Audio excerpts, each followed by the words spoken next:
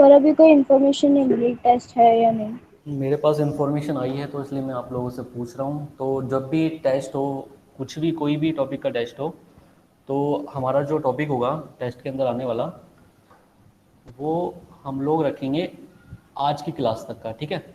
मतलब sexual reproduction flowering plant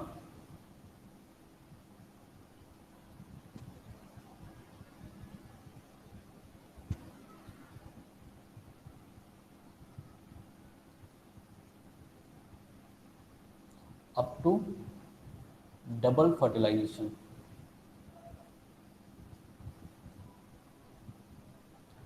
ठीक है। तो 80% questions comes from this area and 20% questions comes from the first chapter, ठीक है। ओके। तो जब भी टेस्ट होगा तो जो पुराने वाला एरिया होगा ना, पुराने वाले जो चैप्टर्स होंगे, उनमें से मैं 20% उठाऊंगा, और जो नया चल रहा होगा उसमें से मैं 80% को मतलब दूंगा आप लोगों को, है ना। तो आप देख लेना कैसे आपको तैयारी करनी, कैसे नहीं करनी। तो मे भी टेस्ट होने वाला है आपको, मेरे पास इन्फॉर्मेशन है इसलिए मैंने आपको बता दिया। तो हमने लास्ट क्लास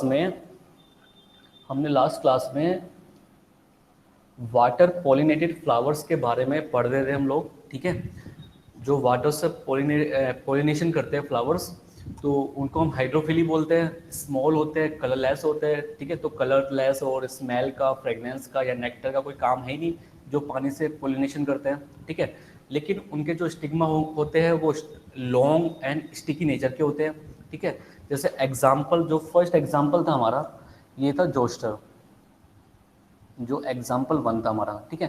तो जोस्टर के बारे में मैंने आपको बताया था कि ये मेराइन एंजियोस्पर्मिक प्लांट है, लॉन्गेस्ट पोलन ट्यूब है, 2500 माइक्रोमीटर की इसकी पोलन ट्यूब है, और रिबन लाइक होता है ये, ठीक है, जो इसके पोलन्स होते हैं। और मैंने आपको बताया था इसके बारे में कि जो रिबन लाइक होते हैं किस तरीके से पोलिनेशन करते हैं, ठीक है।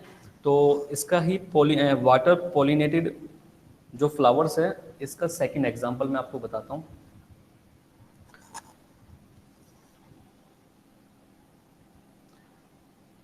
एग्जाम्पल 2, ठीक है।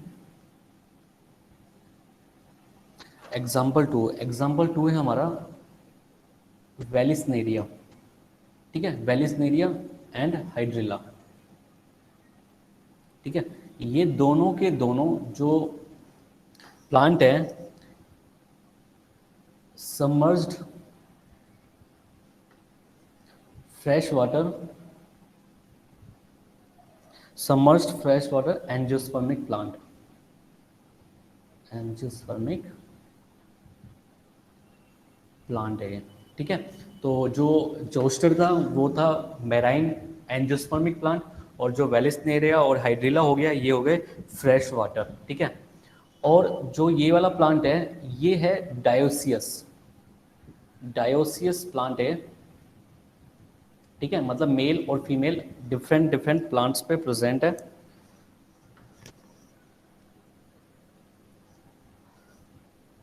जो मेल है, male flower present below the water, ठीक है, वाटर के सरफेस के नीचे प्रेजेंट है। और लेकिन जो फीमेल फ्लावर है, female flower floats on the surface of water, ठीक है। अगर मैं इसका डायग्राम आप लोगों को दिखाऊं, जैसे मान लेते हैं ये वाटर का सरफेस है। सर हाइड्रिला और वेलिसनेरिया दोनों डायोसियस हैं। यस। तो अगर मैं मान के चलूं कि ये सरफेस है, इसका वाटर का सरफेस है, ये वाटर का सरफेस है, ये वाटर का सरफेस है, और यहाँ पे प्रेजेंट है मेल मेल प्लांट, ठीक है। और यहाँ पे दूसरे प्लांट पे दूसरे पे प्रेजेंट है फीमेल प्लांट, ये रहा फीमेल प्लांट, ठीक है। मैंने बताया जो मेल प्लांट होता है वो क्या होता है, वो सरफेस के अंदर ही रहते हैं। ये जैसे मैंने ऐसे यहाँ पे दिखा दिया मेल फ्लावर, ठीक है, ये मेल दिखा दिया मैंने। और फीमेल क्या होते हैं, कि जो जो फीमेल फ्लावर होते हैं वो फ्लोट करते हैं सरफेस ऑफ द वाटर पे। तो जो फीमेल फ्लावर होगा वो ऐसे और इस टाइप से यहाँ पे फ्लोट कर रहा होगा फीमेल फ्लावर। ठीक है, ये फीमेल हो गया और ये मेल प्लांट हो गया, मेल फ्लावर बोल सकते हैं हम इसको। ठीक है, eight the time of pollination के टाइम पे होता क्या है एक्चुअली में कि जो जो मेल प्लांट है या फिर मेल फ्लावर है वो यहाँ से डी अटैच हो जाएगा, यहाँ से डी अटैच हो जाएगा, यहाँ से डी अटैच हो जाएगा। डी अटैच होने के बाद ये ऊपर सरफेस पे पहुँच जाएगा। ठीक है, ऊपर वाली सरफेस पे ये पहुँच जाएगा। जैसे मैं ऐसे दिखा देता हूँ आपको,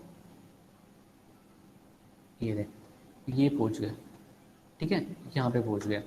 पहुँचने के बाद ये फ्लोट करेंगे, मूव करेंगे, मूव करने के बाद ये पहुँच जाएंगे फीमेल के पास। और फीमेल पे जैसे ही ये पहुँचेंगे यहाँ पे अपने पोलन ग्रेन को लैंड करा देंगे यहाँ पे।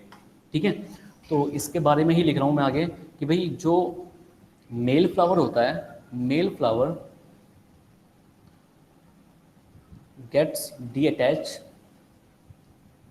फ्रॉम स्पैडिक्स, स्पैडिक्स समझते हो ना, स्पैडिक्स एंड फ्लोट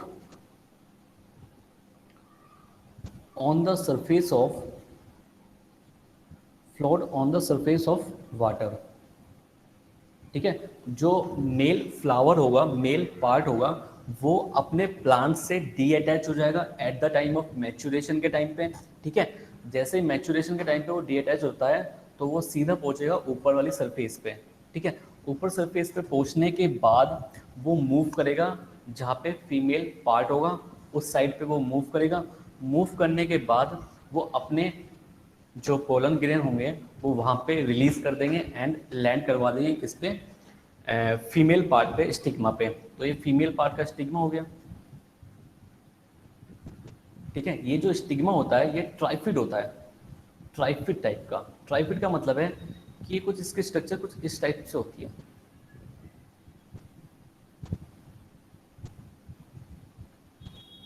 इस टाइप से थोड़ा। ठीक है, ताकि बेटर लैंडिंग की जगह मिल सके पोलन ग्रेन को। तो ये ट्राइफिड टाइप का होता है। ट्राइफिड टाइप जो स्टिग्मा होती है वेलिस्नेरिया और हाइड्रिला की, वो ट्राइफिड टाइप की होती है। तो आफ्टर फर्टिलाइजेशन होता क्या है, जैसे मान लो कि अब यहाँ पे पोलन ग्रेन पहुँच चुके हैं। मैं ऐसे मान लेता हूँ कि यहाँ पे पोलन ग्रेन पहुँच गए, ये रे पोलन ग्रेन। ठीक है, ये पोलन ग्रेन यहाँ पे पहुँच गए। ठीक है, पोलन ग्रेन पहुँचने के बाद पोलन ट्यूब बनेगी और पोलन ट्यूब बनने के बाद ये नीचे फर्टिलाइजेशन हो जाएगी। तो मान लेते हैं इस फीमेल फ्लावर में अब फर्टिलाइजेशन हो गई। ठीक है, फर्टिलाइजेशन हो गई।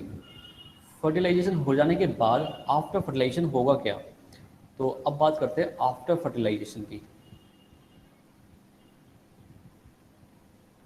आफ्टर फर्टिलाइजेशन में इस प्लांट में, इस फीमेल पार्ट में होगा क्या। वैसे तो आगे की डिवीजन ही चलेगी। तो होता क्या है, क्योंकि ये जो फीमेल फ्लावर है, जो इसकी स्टॉक है वो बहुत लंबी है ना, वो फ्लोट कर रही है पानी की सरफेस पे। ठीक है, मतलब नीचे से लेके और ऊपर तक सरफेस पे गई हुई है। ठीक है, तो मे बी बाई चांस कुछ मिस हैपनिंग ना हो जाए। ठीक है, पोलन ट्यूब के टाइम पे भी या फिर कोई एनिमल के टाइम पे भी। तो आफ्टर फर्टिलाइजेशन होता क्या है कि one side of pedicel have enormous cell division capacity। ठीक है, एक साइड पे जो स्टॉक है उसकी एक साइड पे तो ग्रोथ होती रहती है, सेल डिवीजन चलता रहता है। ठीक है, लेकिन जो उसकी दूसरी साइड है, other side of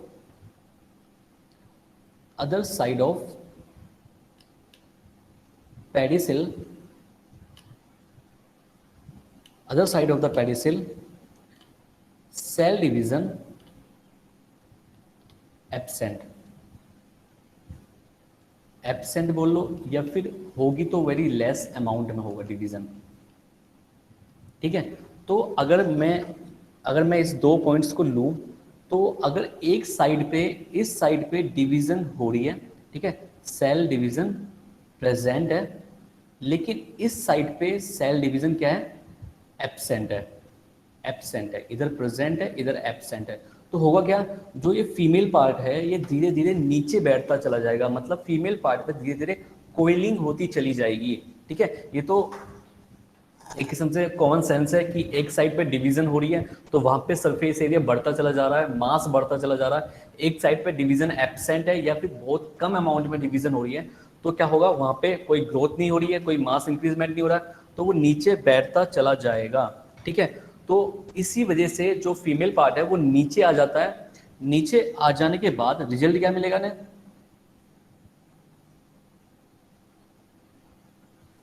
result pedicel coiled. ठीक है, जो पेडिसिल होगा वो कोइल्ड हो जाएगा और नीचे बैठ जाएगा, that is female part pulled inside the water. ठीक है, नीचे की साइड वो खींचा चला आएगा due to cell division of one side and cell division absent in another side. ठीक है, तो ये वेलिस्नेरिया का थोड़ा सा लाइफ साइकिल मैंने आप लोगों को बताया, और बाकी जो अंदर का फ्यूजन वगैरह है वो तो सेम ही रहेगा हर प्लांट में। ठीक है, लेकिन कैसे वो फीमेल जो वाटर वाले पॉलिनेटरी प्लांट है वो कैसे पॉलिनेशन करते हैं, तो मैं एक बार दोबारा बता देता हूँ इन्हीं चीज़ों को। जैसे वेलिस्नेरिया हाइड्रिला हो गया वो फ्रेश वाटर है, और जो जोस्टर हो गया वो मैराइन वाटर है। डायोसिस प्लांट है, मेल अलग है फीमेल अलग है। ठीक है, और जो मेल पार्ट है वो डी अटैच हो जाता है, ठीक है, अपने मेल प्लांट से। ठीक है, और पहुंच जाता सरफेस पे, मूव करेगा फीमेल की साइड। फीमेल की साइड क्या होगा, सरफेस पे ही प्रेजेंट होगा। ठीक है, लंबी सी पेडिसिल होगी उसकी, है ना, और सरफेस पे ही प्रेजेंट होगा। तो जो पोलन ग्रेन होंगे वो लैंड कर जाएंगे कहाँ पे, स्टिग्मा पे। स्टिग्मा पे लैंड करने के बाद होगा क्या, आगे का प्रोसेस चलेगा, फर्टिलाइजेशन होगा, पोस्ट फर्टिलाइजेशन होगा। तो उस दौरान होगा क्या कि जो एक साइड पे तो पेडिसिल के सेल डिवीजन हो रहा है, आगे की लाइफ साइकिल चल रही है, और अनदर साइड पे जो आगे की लाइफ साइकिल चल रही है वहां पे सेल डिवीजन एब्सेंट है, जिसकी वजह से जो पेडिसिल है उसके अंदर कोइलिंग हो गई है, और फीमेल पार्ट जो है pulled back inside the water, नीचे की साइड वो आ जाता है एंड आगे का अपना प्रोसेस को वो चालू रखता है। ठीक है, ये समझ में आ गया।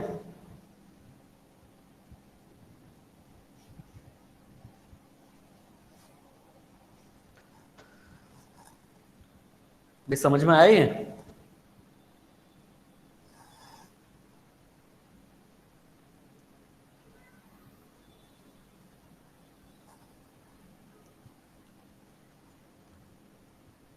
हेलो, आवाज आ रही है?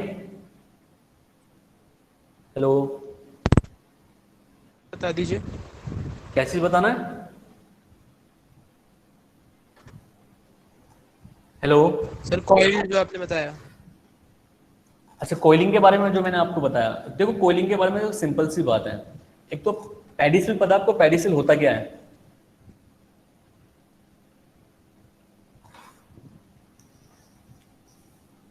देखो, जैसे मान लेते हैं कि ये एक मेन एक्सिस है, ठीक है, और इस मेन एक्सिस पे यहाँ पे फ्लावर प्रेजेंट है, ये रहा फ्लावर। ठीक है, ये मान लेता हूँ मैं, ये फीमेल फ्लावर है। ठीक है, एक एग्जांपल बता रहा हूँ। ठीक है, ये इसका क्या होता है, पेडिसिल होता है। ठीक है, ये स्टॉक है इसका फीमेल प्लांट का। तो ये वाला जो पेडिसिल होता है ये लॉन्ग होता है किसके अंदर, वेलिस्नेरिया के अंदर, जो पहुंचता है सरफेस तक, जो सरफेस तक जाता है। ठीक है, इस पेडिसिल के अंदर आफ्टर फर्टिलाइजेशन के बाद क्या होता है कि एक साइड पे तो सेल डिवीजन चलती रहती है, एक साइड पे सेल डिवीजन एब्सेंट रहती है या फिर बहुत लेस अमाउंट में रहती है।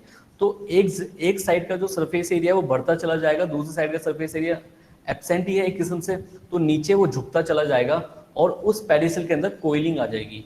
ठीक है, तो यही चीज मैंने आपको बताई है बिल्कुल अभी। आया, समझ में आया? Hello, good evening sir. Sir Harsh बोल रहा हूँ। हाँ बोलो सर। सर बस थोड़ी सी अनाउंसमेंट करनी थी, कर सकता हूँ सर? हाँ बिल्कुल करो। बेटा आपका ना 15 तारीख को टेस्ट होगा, उसकी डिटेल मैंने ना आपको चैट बॉक्स में डाल देता हूँ, तो चेक कर लेना। और बॉटनी का सिलेबस सर ने बता दिया होगा या फिर बता देंगे सर आपको, ठीक नहीं है? चैट बॉक्स में से बता दिया। अपना मैसेज में थोड़ा प्रॉब्लम आ रही है, तो मे भी मैसेज नहीं आएंगे, ठीक है? तो चैट बॉक्स में से स्क्रीनशॉट याद से ले लेना, मैंने डाल दिया है। ठीक है sir, thank you. Okay sir. तो भाई अनाउंसमेंट हो चुकी है, आपका टेस्ट होना है 15 तारीख को। मैंने जैसे बोला कि मेरे पास इन्फॉर्मेशन आई थी, तो इसलिए मैंने आपको सिलेबस भी बता दिया। भाई अपना जो आज तक का जो फीमेल मतलब ये सेक्सुअल रिप्रोडक्शन का पार्ट है वो कंप्लीट आएगा, जो आज मैं पढ़ा दूंगा। और जो फर्स्ट चैप्टर में से 20% मैं उठा के दूंगा, और 80% जो है वो इसमें से आएगा, जो आपका नया चैप्टर चल रहा है। ठीक है, तो कोई सिलेबस ना पूछे तो ज़्यादा बेटर है। तो आपको ये समझ में आया अब, जिसने क्वेश्चन पूछा था मुझसे कोयलिंग के बारे में? यस सर, आ गया समझ में। Okay okay. अब मैं आगे बढ़ता हूं। मैं तीसरा एग्जांपल लेता हूं उसका, वाटर पॉलिनेटेड प्लांट का। थर्ड एग्जांपल, जैसे मैं लेता हूं सेरेटोफाइलम। सेरेटोफाइलम में होता क्या है कि ये भी कैसा है, ये भी डायोसियस कंडीशन का है, ये भी डायोसियस प्लांट है। ठीक है, और इसके अंदर होता क्या है एक्चुअली में, देखो इसके अंदर मैं आपको बताता हूँ इसके अंदर होता क्या है। जैसे मान लेते हैं कि ये वाटर का सरफेस है, ये वाटर का सरफेस है, यहाँ पे प्रेजेंट है मेल फ्लावर, मेल प्लांट, और यहाँ पे प्रेजेंट है फीमेल, ये रहा फीमेल। ठीक है, अब जैसे चलो इसमें मैं भी दिखा देता हूँ, ये रहा मेल पार्ट, ये रहा मेल पार्ट। ठीक है, और यहाँ पे क्या है, फीमेल है। फीमेल इनसाइड द वाटर रहता है। ठीक है, ये फीमेल है और ये मेल हो गया। तो होता क्या है, eight the time of pollination के टाइम पे होगा क्या कि जो पोलन ग्रेन होंगे वो यहीं से रिलीज होंगे, रिलीज हो जाएंगे यहाँ पे। ठीक है, रिलीज हो जाने के बाद ये पहुंच जाएंगे सरफेस पे। पोलन ग्रेन पहुंच गए कहाँ पे, सरफेस पे। सरफेस पे पहुंचने के बाद होता क्या है कि ये जो वाटर है ये एयर के कांटेक्ट में आ जाएंगे, जो ये पोलन ग्रेन्स है ये किसके कांटेक्ट में आ जाएंगे, एयर के कांटेक्ट में आ जाएंगे। ठीक है, एयर के कांटेक्ट में आने से क्या होगा कि ये मॉइस्चर को एब्जॉर्ब कर सकते हैं उस टाइम पे। ठीक है, क्योंकि पानी का रिलीज भी होगा उस समय जब ये एयर की प्रेजेंस में होंगे, तो एयर की प्रेजेंस में हो गया, पानी का रिलीज भी होगा और ये मॉइस्चर को एब्जॉर्ब भी कर पाएंगे। तो एयर के कांटेक्ट में आ जाएंगे, ये पोलन ग्रेन्स होंगे। कांटेक्ट में आने के बाद क्या होगा, ये वाटर को एब्जॉर्ब कर लेंगे। ठीक है, एब्जॉर्प्शन ऑफ वाटर। ठीक है, वाटर को एब्जॉर्ब करेंगे, ये गेन करेंगे वेट को। जैसे ही वेट को गेन करेंगे ये दोबारा से pulled back inside the water, ये पानी के अंदर दोबारा चले जाएंगे क्योंकि उन्होंने वेट गेन किया है, पानी को एब्जॉर्ब किया है। एब्जॉर्ब करने के बाद ये धीरे धीरे पानी के नीचे आते चले जाएंगे एंड ये धीरे धीरे फीमेल के जाके लैंड कर जाएंगे यहाँ पे। ठीक है, ये लैंड हो गए यहाँ पे, लैंड ऑन फीमेल स्टिग्मा। ठीक है, और आफ्टर का बाकी का आपको पता ही है कि आफ्टर जो प्रोसेस होता है ये फर्टिलाइजेशन होगा और आगे का अपना प्रोसेस को वो कंटिन्यू करेगा। ठीक है जी, तो ये सेरेटोफाइलम का कुछ डिस्क्रिप्शन था, जो जैसे वो पोलिनेशन करता है, किस तरीके से करता है पोलिनेशन। तो ये 3 एग्जाम्पल मैंने आपको बताए हैं, 4 एग्जाम्पल मैंने आपको बताए हैं इसके अंदर वाटर पॉलिनेटेड प्लांट के अंदर। पहला एग्जाम्पल है जोस्टर, सेकंड एग्जाम्पल है वेलिस्नेरिया एंड हाइड्रिला, दोनों एक ही जगह पढ़ा दी क्योंकि दोनों फ्रेश वाटर के थे। और थर्ड एग्जाम्पल मैंने आपको बताया सेरेटोफाइलम। ठीक है, तो ये 3 एग्जाम्पल मैंने आपको बता दिए हैं, जोस्टर, वेलिस्नेरिया, हाइड्रिला एंड सेरेटोफाइलम।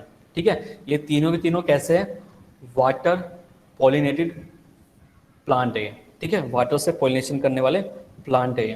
ठीक है, और मैं आगे चलता हूँ थोड़ा सा।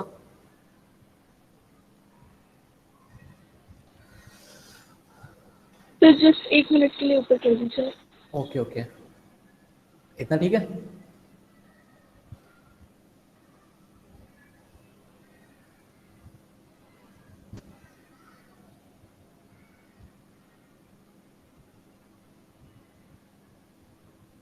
सर इसमें एयर सर इसमें वाटर के करंट से नहीं हो सकती पॉलिनेशन डायरेक्टली?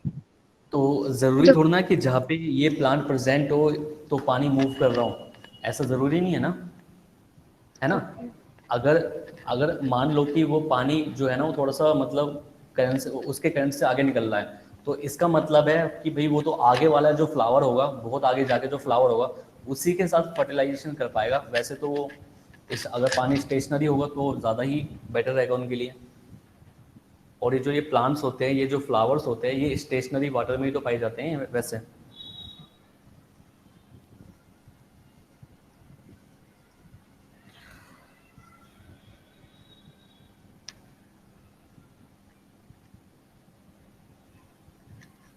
हो गया जी। Yes sir. ओके, तो अब चलते हम अपने नेक्स्ट टॉपिक की साइड, जो है बर्ड पॉलिनेटेड फ्लावर। तो बर्ड से कैसे पॉलिनेशन करते हैं प्लांट। आपको पता है बर्ड से जो पॉलिनेशन होता है उसको हम बोलते हैं ऑर्निथोफिली। ऑर्निथोफिली, ठीक है।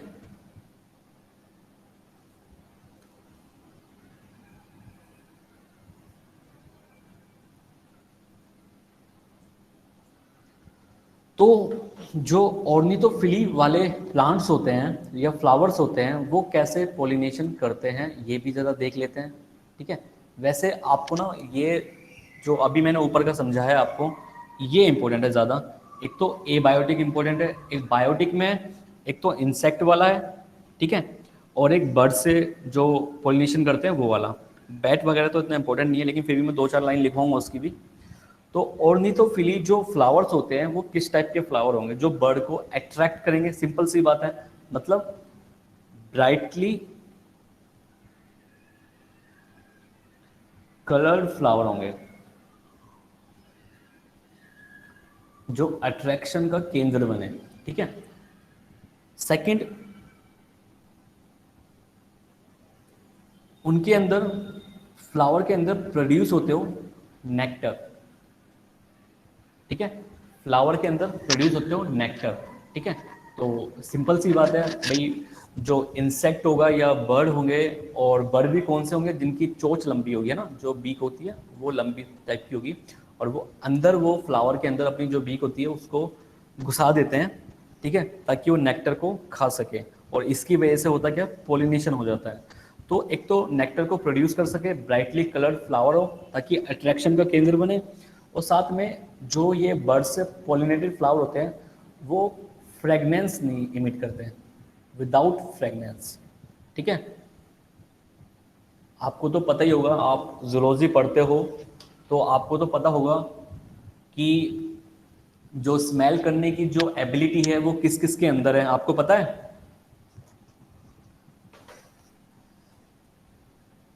भाई जो स्मेल और फ्रेगनेंस को मतलब सूंघने की एबिलिटी होती है वो किस किस के अंदर होती है। आप तो जूलॉजी वाले बच्चे हो, बता सकते हो कोई।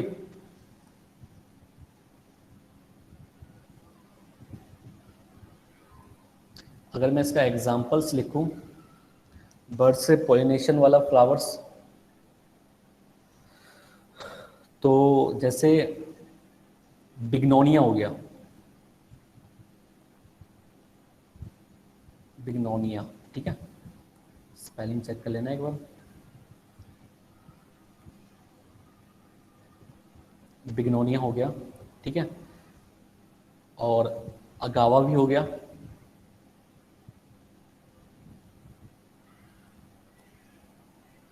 और बॉम्बैक्स।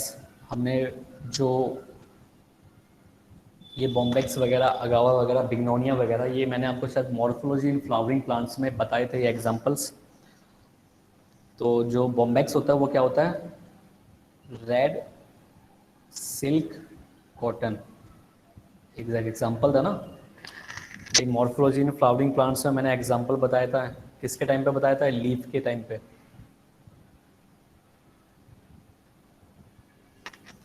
ठीक है, और भी एक दो एग्जाम्पल लिख लो आप लोग, जैसे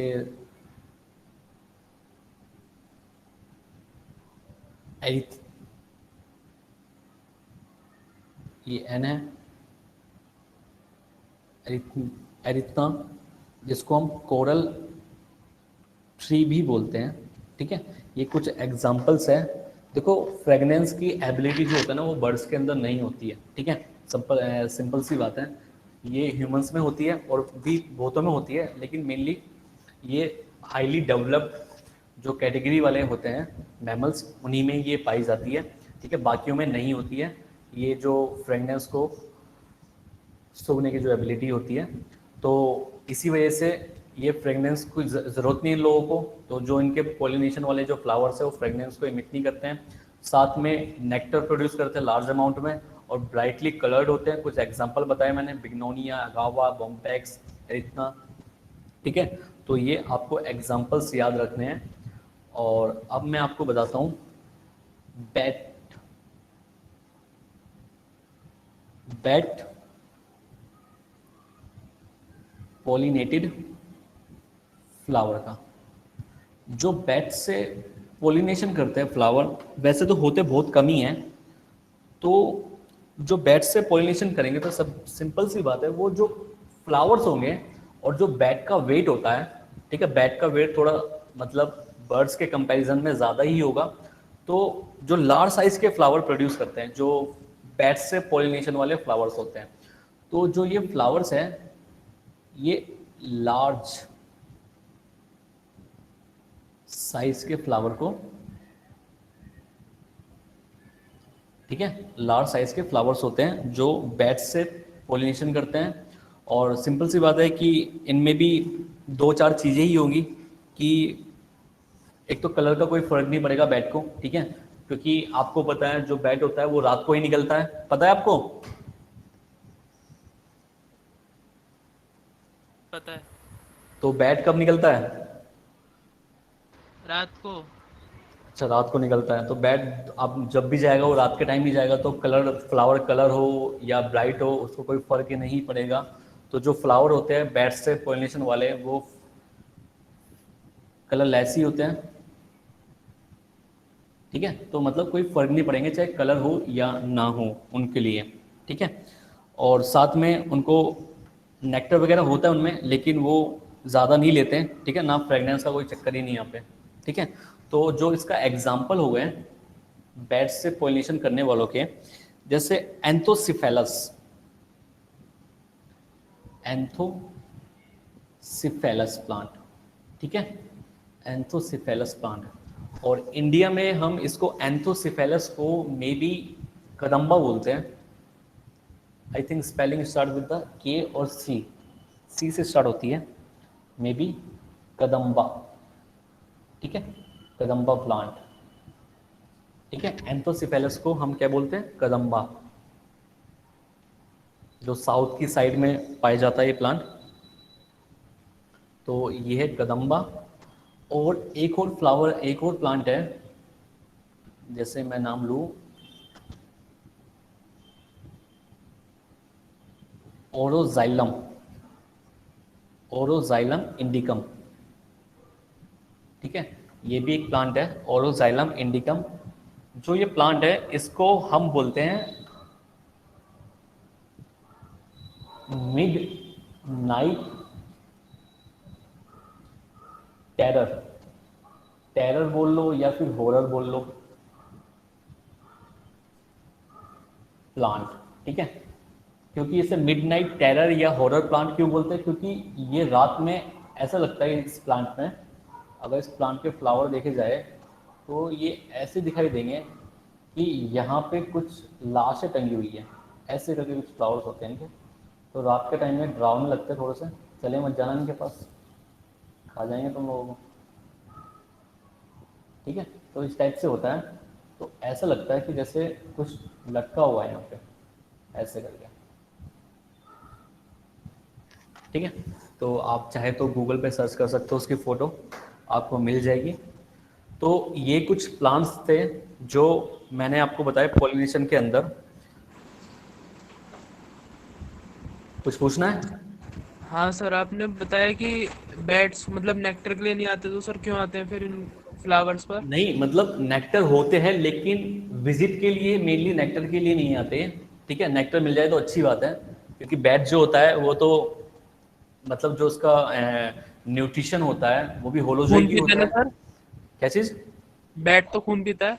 हाँ, बैट खून पीता है, तो जो भी होता है तो उनको नेक्टर की इतनी ज़रूरत नहीं होती है, वो विजिट ज़रूर करते हैं सेफ साइड पे रहने के लिए, इस वजह से। सर सेफ साइड मतलब क्या हुआ? सेफ साइड का मतलब है कि देखो प्लांट्स पे जानवर तो पाए जाते ही है ना, अलग अलग टाइप के, जो भी वो ईट करता होगा, है ना। तो उसी दौरान पे वो उन प्लांट्सों को विजिट करता है जहाँ पे जो उसके टाइप के जो न्यूट्रिशन पाई जाता है उसका टाइप का, कि वो जो ईट करता होगा, ठीक है, तो वहां से वो लेता होगा और साथ में पोलिनेशन में भी हेल्प करता होगा। ओके सर, मतलब कि अपना खाने की तलाश में जाता है वो, और वहाँ बिल्कुल पे बिल्कुल बिल्कुल पॉलिनेशन भी हो बिल्कुल जाती है उसकी बिल्कुल वजह से। बिल्कुल, क्योंकि जो बैट जो होता है वो विजिट उसी फ्लावर को करेगा जो फ्लावर लार्ज साइज के होंगे। लार्ज साइज के क्यों होते हैं? क्योंकि इनकी भी जो इनका जो वेट है वो उसको संभाल पाए। ठीक है, जो छोटे मोटे प्लांट्स होते हैं, छोटे मोटे फ्लावर्स होंगे, उन पे तो विजिट कर ही नहीं सकता ना। ओके, तो उन्हीं पे करेगा जो लार्ज साइज के फ्लावर प्रोड्यूस करता हो, और जो लार्ज साइज के फ्लावर प्रोड्यूस करेगा तो उनका जो स्टेम होगा और जो प्लांट होगा वो उनका वेट भी संभाल सकते हैं आराम से। दैट्स वाई, इसी वजह से। ठीक है, अगर यहाँ पे मैं पोलिनेशन की बात कर रहा हूँ तो पोलिनेशन के अंदर ही एक टॉपिक हो रहा है आर्टिफिशियल पोलिनेशन का, जो एनसीईआरटी ने नाम दे रखा है आर्टिफिशियल हाइब्रिडाइजेशन। ठीक है, तो इसको देख लेते हैं। आर्टिफिशियल पोलिनेशन और बचा है, उसके बाद डबल फर्टिलाइजेशन करेंगे हम लोग। तो आगे बढ़ते थोड़ा सा, और अब बात करते हैं आर्टिफिशियल पोलिनेशन की।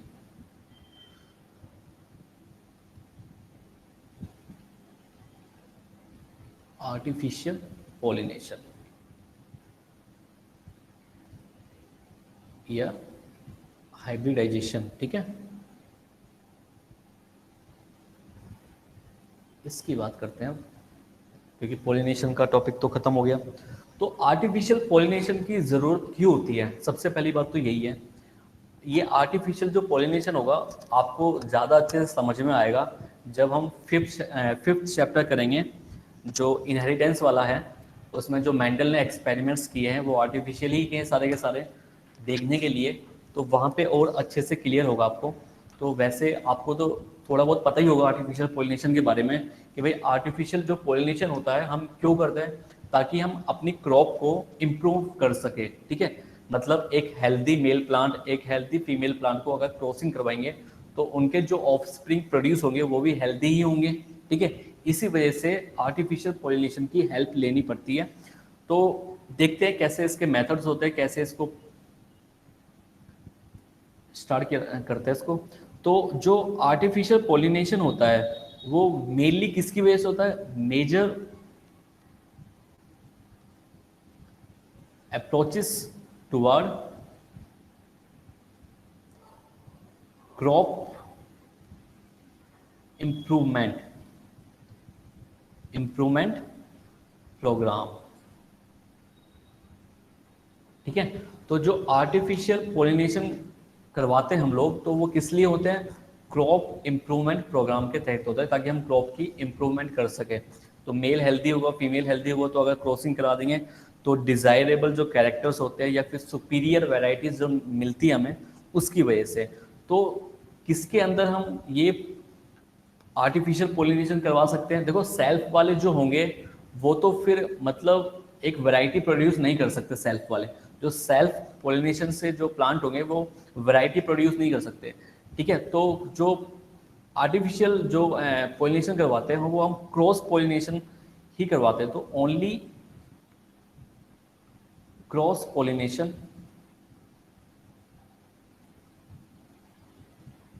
अकर्स। ठीक है, तो हम क्या करवाते हैं इसके अंदर? हम करवाते हैं क्रॉस पोलिनेशन। तो क्रॉस पोलिनेशन करवाते हैं, तो क्रॉस पोलिनेशन से हम लोगों को मिलता क्या है? दैट इज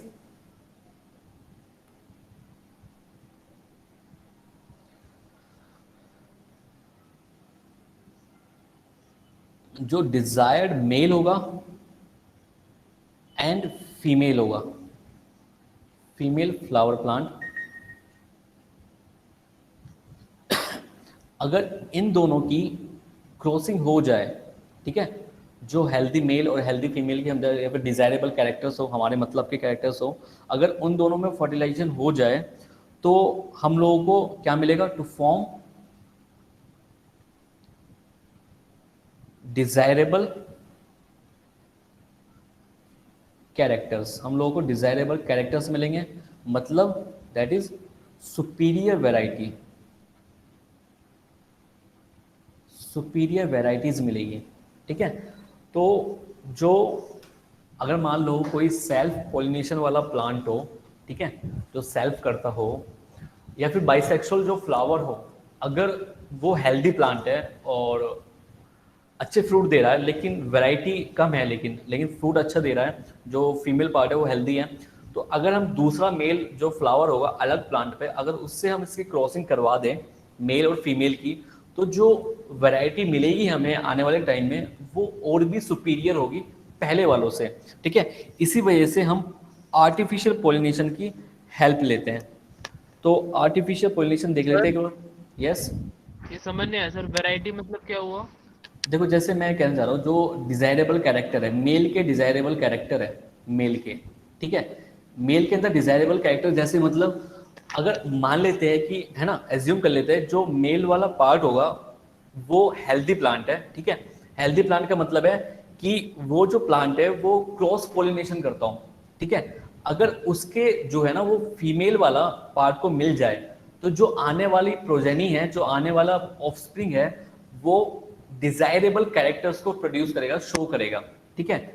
अगर एक डोमिनेंट फ्लावर, ठीक है, एक दूसरे रिसेसिव फ्लावर से मैटिंग करता है, तो जो आने वाली प्रोजेनी होते हैं वो डोमिनेंट ही निकलेगी, है ना।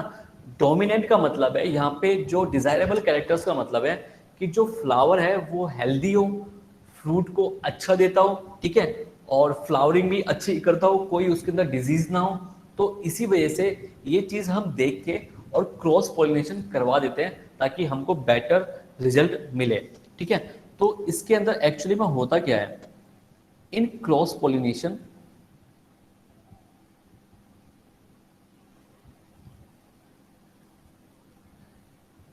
it is important to make sure that only desirable pollen grain are used for pollination, ठीक है।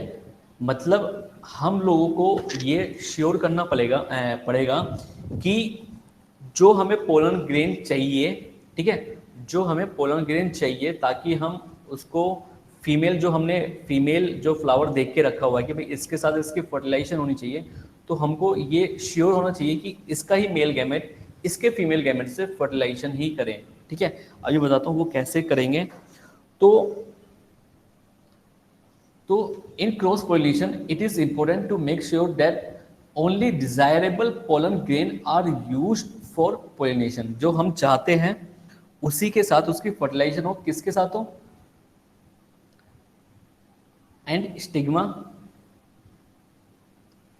is protected from contamination। मतलब जो हमने फीमेल फ्लावर देख के रखा हुआ है कि हमको ये भी श्योर होना पड़ेगा कि जो फीमेल पार्ट है वो किसी और अदर मेल गैमेट से फर्टिलाइजेशन ना कर ले, तो उसके लिए भी हमें कुछ ना कुछ इंतजाम करने पड़ेंगे। तो from unwanted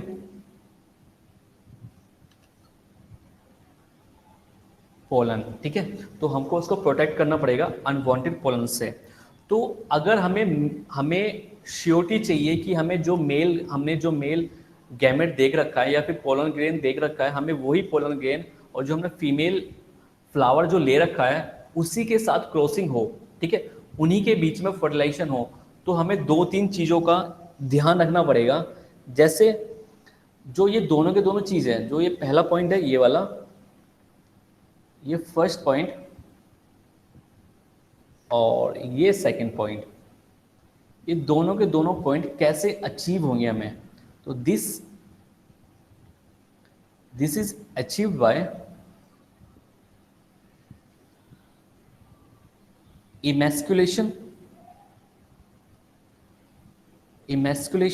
and bagging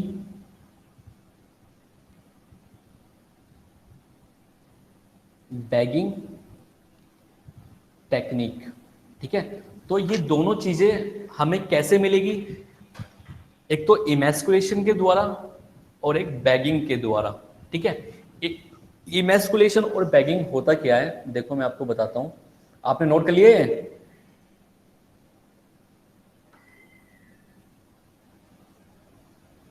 yes sir.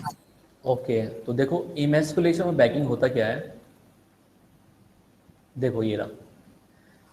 होता क्या है कि सबसे पहले हम क्या करेंगे, सबसे पहले हम अगर मान लो कि फ्लावर बाइसेक्सुअल फ्लावर है, ठीक है, बाइसेक्सुअल फ्लावर में क्या होता है, मेल भी होता है और फीमेल भी होता है। ठीक है, अगर हमें बाइसेक्सुअल फ्लावर में फर्टिलाइजेशन करानी है किसी और मेल गैमेट के साथ, तो हमें क्या होगा कि हम क्या करेंगे, जो एंथर होगा, जो मेल पार्ट होगा, उसको हम कैंची से काट देंगे, रिमूव कर देंगे।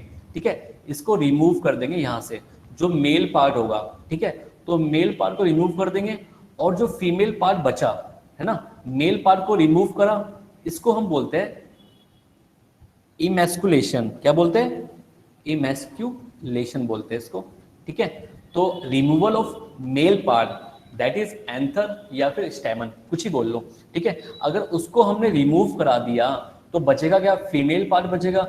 अब फीमेल पार्ट को हमने एक पॉलीथीन से, पॉलीथीन बोल लो या फिर बटर पेपर बोल लो, ठीक है, कुछ भी बोल लो, इससे हमने इसको कवर्ड कर दिया, कवर्ड कर दिया। ठीक है, इस टेक्निक को बोलते हैं बैगिंग। ठीक है, हमने इसको बैग कर दिया, मतलब जो देखो मेल पार्ट अब नहीं है, हमने इसको मेल पार्ट के जो एंथर थे उसको रिमूव कर दिया। ठीक है, स्टेमन को रिमूव नहीं किया, पूरा पूरा सिर्फ एंथर को रिमूव किया है। आप देख पा रहे होगे यहाँ से ये एंथर रिमूव हुए हैं और यहाँ पे देख पा रहे होगे कि ये सिर्फ लाइनें बची हुई है, मतलब ये क्या बचा हुआ, फिलामेंट बचा हुआ है और एंथर को रिमूव करा दिया। और जो ये फीमेल पार्ट आपको दिखाई दे रहा है, ये फीमेल पार्ट है। ठीक है, ये मेल पार्ट है, ये मेल है। तो मेल पार्ट में सिर्फ फिलामेंट बचा है और जो इसके एंथर थे वो रिमूव हो चुके हैं। तो अब हमने इसको फीमेल वाले को क्या करा, हमने कवर कर दिया पॉलीथीन से या फिर बटर पेपर से। ठीक है, ताकि कोई इसी प्लांट का या कोई और अदर प्लांट का पोलन ग्रेन इस वाले फीमेल से फ्यूज ना कर जाए। ठीक है, हम क्या करेंगे, मान लो कि मुझे इस वाले मेल से मुझे पोलन ग्रेन चाहिए। ठीक है, इस वाले पोलन, यहाँ से मुझे पोलन ग्रेन चाहिए और मुझे यहाँ पे फर्टिलाइजेशन करानी है। तो मैं करूँगा क्या कि मैंने जैसे ही ये लाइन ऑफ डिहाइसेंस से यहाँ से पोलन ग्रेन रिलीज होंगे। सर डिहाइसेंस क्या होता है? डिहाइसेंस का मतलब होता है मैच्योरिटी के टाइम पे जब पोलन ग्रेन रिलीज होते हैं ना, उसको डिहाइसेंस बोलते हैं। ठीक है, तो जब लाइन ऑफ डिहाइसेंस का मतलब है स्टोमियम, मैंने आपको बताया था स्टोमियम एक ऐसी जगह है जहां पे क्या होता है, एंडोथीशियम के अंदर जो बैंड पाया जाता है वो लेस अमाउंट में होता है। अब जब लेस अमाउंट में होगा, ऊपर ज्यादा अमाउंट में होगा, नीचे भी ज्यादा अमाउंट में होगा, तो बीच वाला जो एरिया होता है, यार आप तो भूल गए हो यार,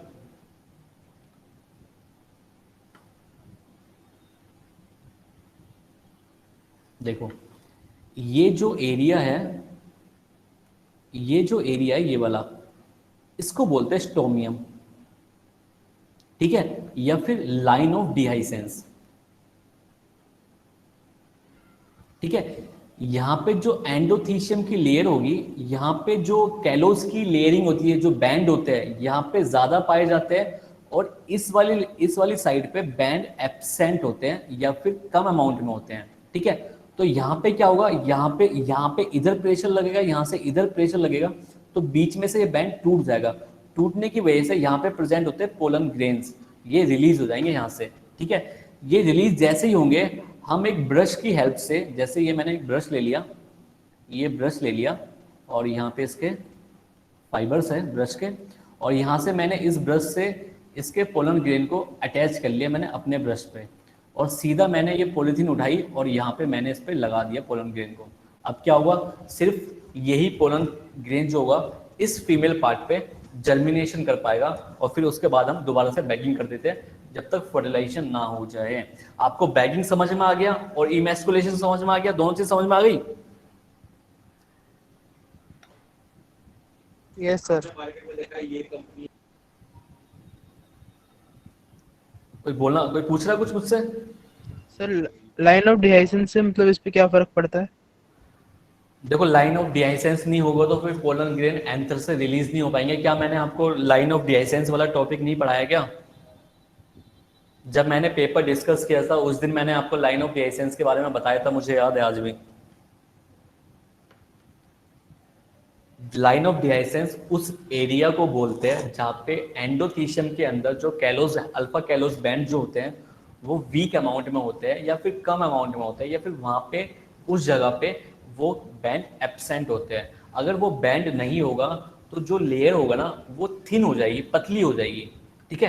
पतली की वजह से होगा क्या कि ऊपर भी ज्यादा बैंड प्रेजेंट है, नीचे भी ज्यादा बैंड प्रेजेंट है। जब इन बैंड में से, इन सेल के बैंड में से पानी रिलीज होगा, तो रिलीज होने पे क्या होगा कि कॉन्ट्रैक्शन होगा। जब सेल में से पानी रिलीज होता है तो सेल क्या करती है, कॉन्ट्रैक्ट करती है।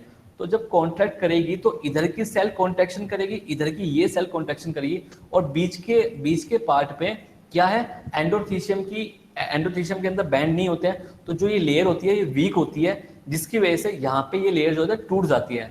टूटने की वजह से यहाँ से भी टूट जाएगी, यहाँ से भी टूट जाएगी। टूटने के बाद यहाँ से पोलन ग्रेन रिलीज हो जाएंगे, यहाँ से रिलीज हो गए और यहाँ से रिलीज हो जाएंगे। तो इस एरिया को हम बोलते हैं स्टोमियम या फिर लाइन ऑफ डिहाइसेंस। अगर नहीं पढ़ाया है तो मैं अभी आपको लास्ट में पढ़ा दूंगा 5 मिनट में, ठीक है। अब आपको समझ में आया? Yes sir.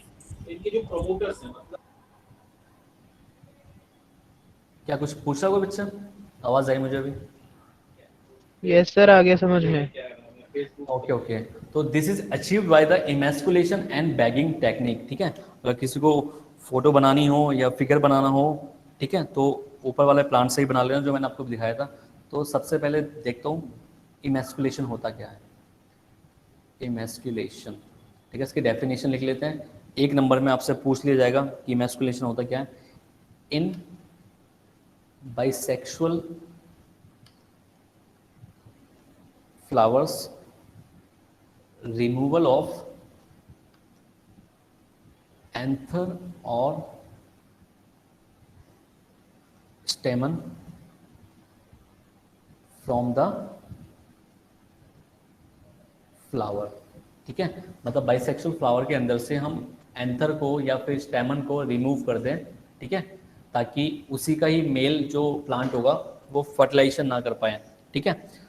तो इस चीज़ को कौन श्योर करेगा कि भाई रिमूव होने के बाद अब किसी और से वो फर्टिलाइजेशन नहीं करेगा? तो रिमूव होने के बाद होता क्या है,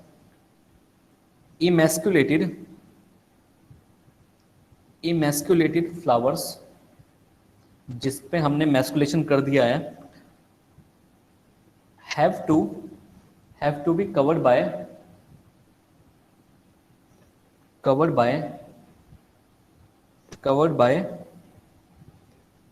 अ बैग, ठीक है।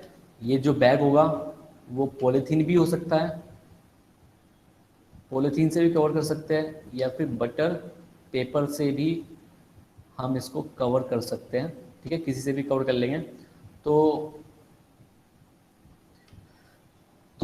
इमैस्कुलेटेड flowers have to be covered by a bag, ठीक है, ऑफ सूटेबल साइज। छोटा बड़ा नहीं होना चाहिए, जिससे वो ढक जाए, इतना तो होना ही चाहिए, ठीक है। तो अब इससे होगा क्या, इस टेक्निक से होगा क्या कि टू प्रिवेंट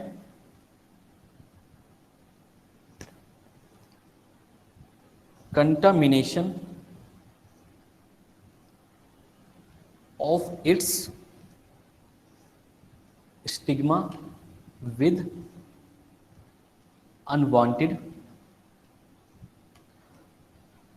pollen grain। ठीक है, तो अनवांटेड पोलन ग्रेन से वो प्रिवेंट हो जाएगी स्टिग्मा, अगर हमने कवर कर लिया पॉलीथीन से या फिर बटर पेपर से। और दिस प्रोसेस, ठीक है, इस पॉलीथीन से जब हम कवर करते हैं इस प्रोसेस को हम बोलते हैं bagging. This process is called bagging. ठीक है, तो ये पूरा प्रोसेस को हम क्या बोलते हैं, बैगिंग, जब इसको कवर कर लेते हैं पॉलीथीन से। अगर डायग्राम बनाना हो आपको तो मैं आपको ऊपर स्क्रॉल कर दूंगा, अभी जो ऊपर वाला डायग्राम था वही बना लेना।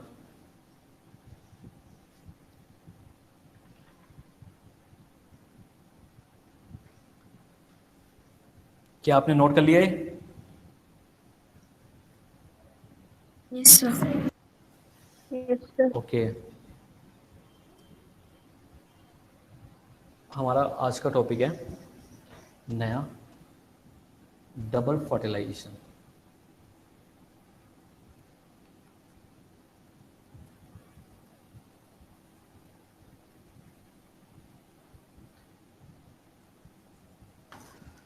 देखो डबल फर्टिलाइजेशन, ठीक है, आप लोगों को वैसे मे बी 11th क्लास में जो हमारा 3rd चैप्टर था उसमें एंजियोस्पर्म टॉपिक था एक, उसके अंदर मैंने आपको डबल फर्टिलाइजेशन के बारे में पढ़ाया था, या फिर आपने जिससे भी पढ़ा होगा आपको वहाँ पे ये टॉपिक मिला होगा डबल फर्टिलाइजेशन के बारे में पढ़ने को, सुनने को। पर वहाँ पे जो है डिटेल में नहीं था, लेकिन वहाँ पे इतना तो था जितना यहाँ पे है, इतना तो था कम से कम। ठीक है, तो आई होप कि आपको ये पहले से थोड़ा बहुत पता हो, नहीं पता होगा तो कोई बात नहीं। तो डबल फर्टिलाइजेशन स्टार्ट करते हैं, ध्यान से सुनना, इंपॉर्टेंट चीज़ है, क्वेश्चन पुटअप होते हैं यहाँ से। तो अगर मैं एक फीमेल प्लांट का फिगर बनाऊं,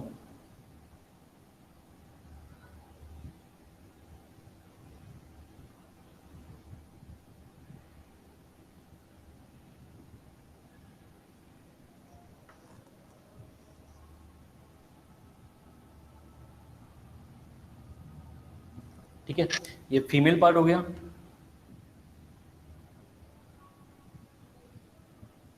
यहाँ पे ये क्या हो गया, ये हो गया मेल पार्ट। ठीक है, ये हो गया मेल पार्ट, ये हो गया मेल। ठीक है, ये फीमेल है और ये हो गया मेल।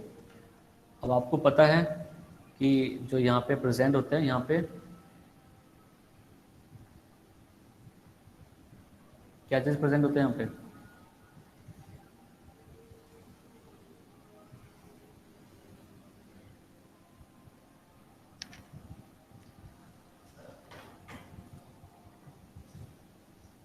सेपल्स, पेटल्स प्रेजेंट होते हैं यहाँ पे, और यहाँ पे हम दिखाएंगे आपको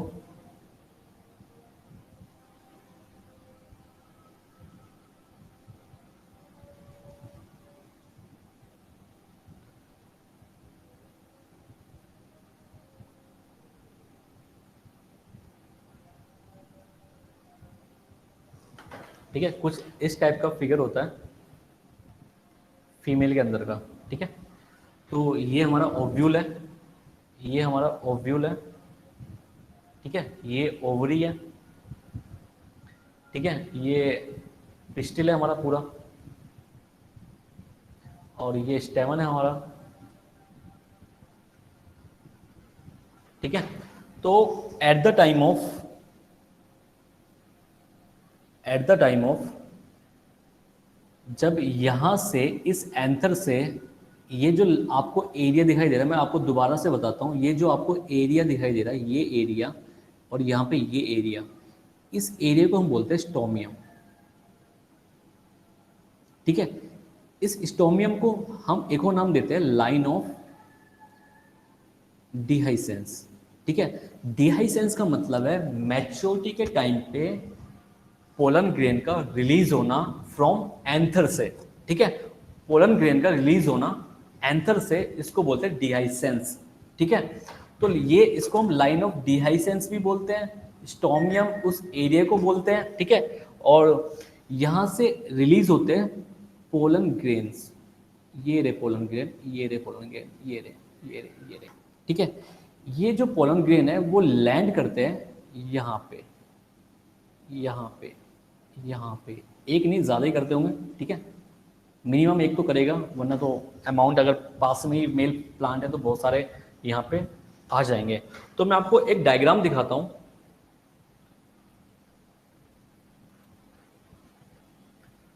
क्या आप इसके बारे में बता सकते हो ये क्या चीज शो कर रहा है मुझे?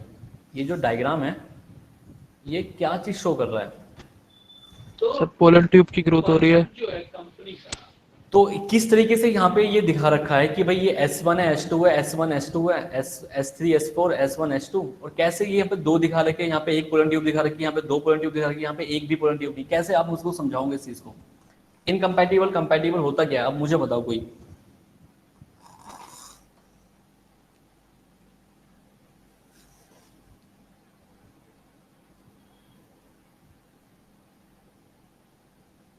बताओ भाई। सर सेम जेनेटिक वाले जो प्लांट है उसके पोलन्स को एक्सेप्ट नहीं करता है स्टिग्मा। जो सेम प्रोटीन वाले प्लांट होते हैं उनको एक्सेप्ट नहीं करता स्टिग्मा। हाँ, जिनका जेनेटिक मटेरियल होता है। ठीक है, और इस चीज को हम, इस प्रोसेस को बोलते क्या है?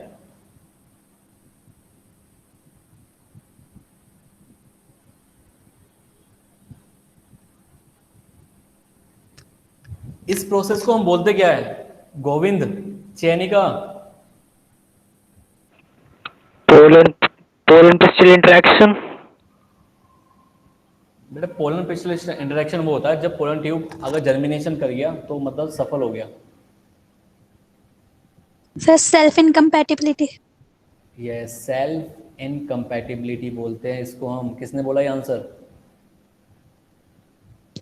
समीरा। वेल डन, बहुत अच्छे। तो मैंने आपको पहले भी बताया था कि ये जो पोलन ग्रेन है इस पे S1 की प्रोटीन प्रेजेंट है, इस पे S2 प्रोटीन प्रेजेंट है। यहाँ पे पोलन, यहाँ पे जो फीमेल पार्ट है, ठीक है, इस पे प्रेजेंट है S1 और S2, सेम टाइप का है पोलन, है ना, मतलब सेम टाइप की प्रोटीन प्रेजेंट है दोनों पे। तो यहाँ पे पोलन ट्यूब का जर्मिनेशन नहीं होगा, मतलब जो ये फीमेल पार्ट है ये शो कर रहा है सेल्फ इनकम्पैटिबिलिटी। ठीक है, देखो डिफरेंट टाइप का पोलन और डिफरेंट टाइप की प्रोटीन प्रेजेंट है, इसमें S3 है, S1 S2 S3 S4, तो दोनों की दोनों जर्मिनेशन कर रही है। ठीक है, जो पहले पहुंच जाएगी वो फर्टिलाइजेशन में हेल्प करेगी, मतलब फर्टिलाइजेशन करवाएगा वो। ठीक है, यहाँ पे क्या है, S1 है, यहाँ पे S1 है, S3 है, यहाँ पे S3 नहीं है, तो सिर्फ यही वाला पोलन ट्यूब जर्मिनेट कर रहा है। ठीक है, तो ये वाला पोलन ट्यूब जर्मिनेट कर रहा है, इसका मतलब है कि यहाँ पे ये प्रोटीन प्रेजेंट नहीं होगी, इसलिए जर्मिनेट कर रहा है। तो ये एक प्रोसेस है सेल्फ इनकम्पैटिबिलिटी का। ठीक है, तो ये मैंने आपको समझा चुका हूँ पहले ही। तो यहाँ पे मैंने क्यों बताया, क्योंकि ये इसलिए बताया मैंने यहाँ पे कि आपको पता है कि अब यहाँ पे पोलन ट्यूब का जर्मिनेशन होगा। ठीक है, देखो अगर जर्मिनेशन होगा पोलन ट्यूब का, इसका मतलब है पिस्टिल एंड जो पोलन पिस्टिल इंटरेक्शन बोलते हैं, यहाँ पे ये चल रहा है इस टाइम पे। ठीक है, अगर डिफरेंट टाइप का पोलन ट्यूब, अगर डिफरेंट टाइप की क्या है, मतलब इनके अंदर, सभी के अंदर इससे डिफरेंट टाइप का प्रोटीन प्रेजेंट है, तो सारे के सारे ये पोलन ट्यूब बना लेंगे। ये भी पोलन ट्यूब बना लेगा, तो पोलन ट्यूब मैं रेड से दिखा देता हूँ, ये भी पोलन ट्यूब बना लेगा, ये भी बना लेगा, ये भी बना लेगा। ठीक है, लेकिन जो ग्रोथ करता चला जाएगा वही नीचे तक पहुँच पाएगा। ठीक है, तो ये आगे जाके यहाँ पे माइक्रोपाइल से अंदर चला जाएगा। इसके अंदर क्या होगा, इसके अंदर एक तो इस आगे वाले न्यूक्लियस को हम क्या बोलते हैं, वेजिटेटिव न्यूक्लियस। शाबाश, वेजिटेटिव न्यूक्लियस। वेजिटेटिव न्यूक्लियस का दूसरा नाम क्या है? Tube nucleus. ट्यूब न्यूक्लियस, ठीक है। और जो ये दो न्यूक्लियस बचे हैं, और इनका नाम क्या है? ये क्या है? To Male gametes. Male gametes, ठीक है। ये दो मेल गैमेट है, ठीक है। तो जो ये एम्ब्रियो सैक है, ये जो सेंटर में एम्ब्रियो सैक है, ठीक है, ध्यान से सुनना। आपने डायग्राम बना लिया ये ऊपर से?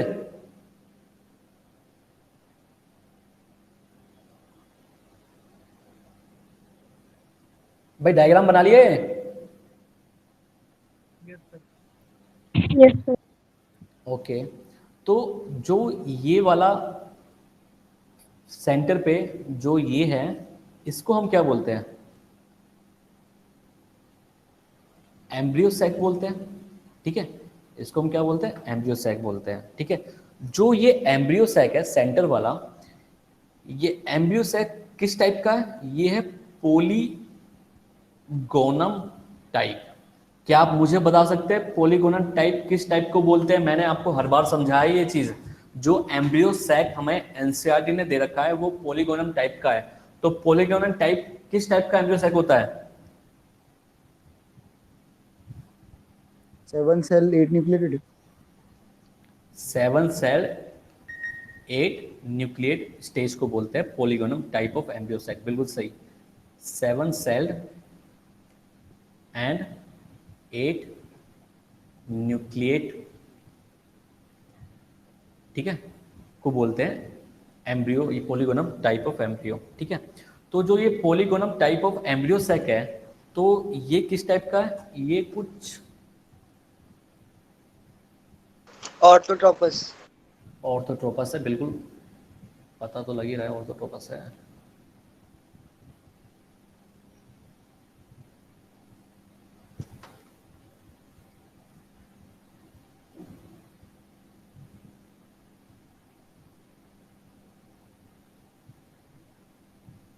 ठीक है।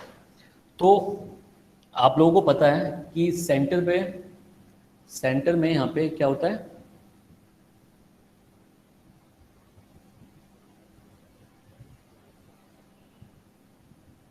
एक्स सेल होता है, ठीक है। और यहाँ पे प्रेजेंट होती है 2 सेल और होती है,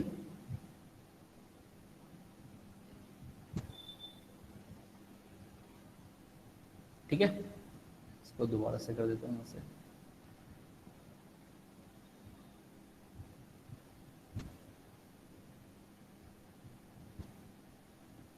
ऐसे, ठीक है। आप लोगों को पता है जो ये सेंटर पे जो सेल है ये है एक्स सेल, और जो एक्स सेल का जो न्यूक्लियस है वो ऊपर की साइड होता है हमेशा, और जो सिनर्जिड का जो न्यूक्लियस है वो नीचे की साइड मिलेगा आपको यहाँ पे, ठीक है। और ऊपर की साइड इसमें वैक्यूल होगा। तो ये मैं दूसरे कलर से दिखाता हूँ। ये इसका न्यूक्लियस हो गया और ये इसका न्यूक्लियस हो गया, सिनर्जिड सेल। तो ये दोनों जो सेल हैं ये है सिनर्जिड सेल, ठीक है। और इसका वैक्यूल ऊपर होगा, यहाँ पे इसका वैक्यूल होगा, यहाँ पे इसका वैक्यूल होगा, और एक्स सेल का वैक्यूल नीचे की साइड होगा। ये आप लोगों को पहले से ही बताया, ठीक है। ऊपर की साइड यहाँ पे होते हैं एंटीपोडल्स। ये रहे एंटीपोडल्स, ये है एंटीपोडल सेल, ठीक है। ये जो एरिया है ये है चलाजल एंड है, और ये है माइक्रोपाइल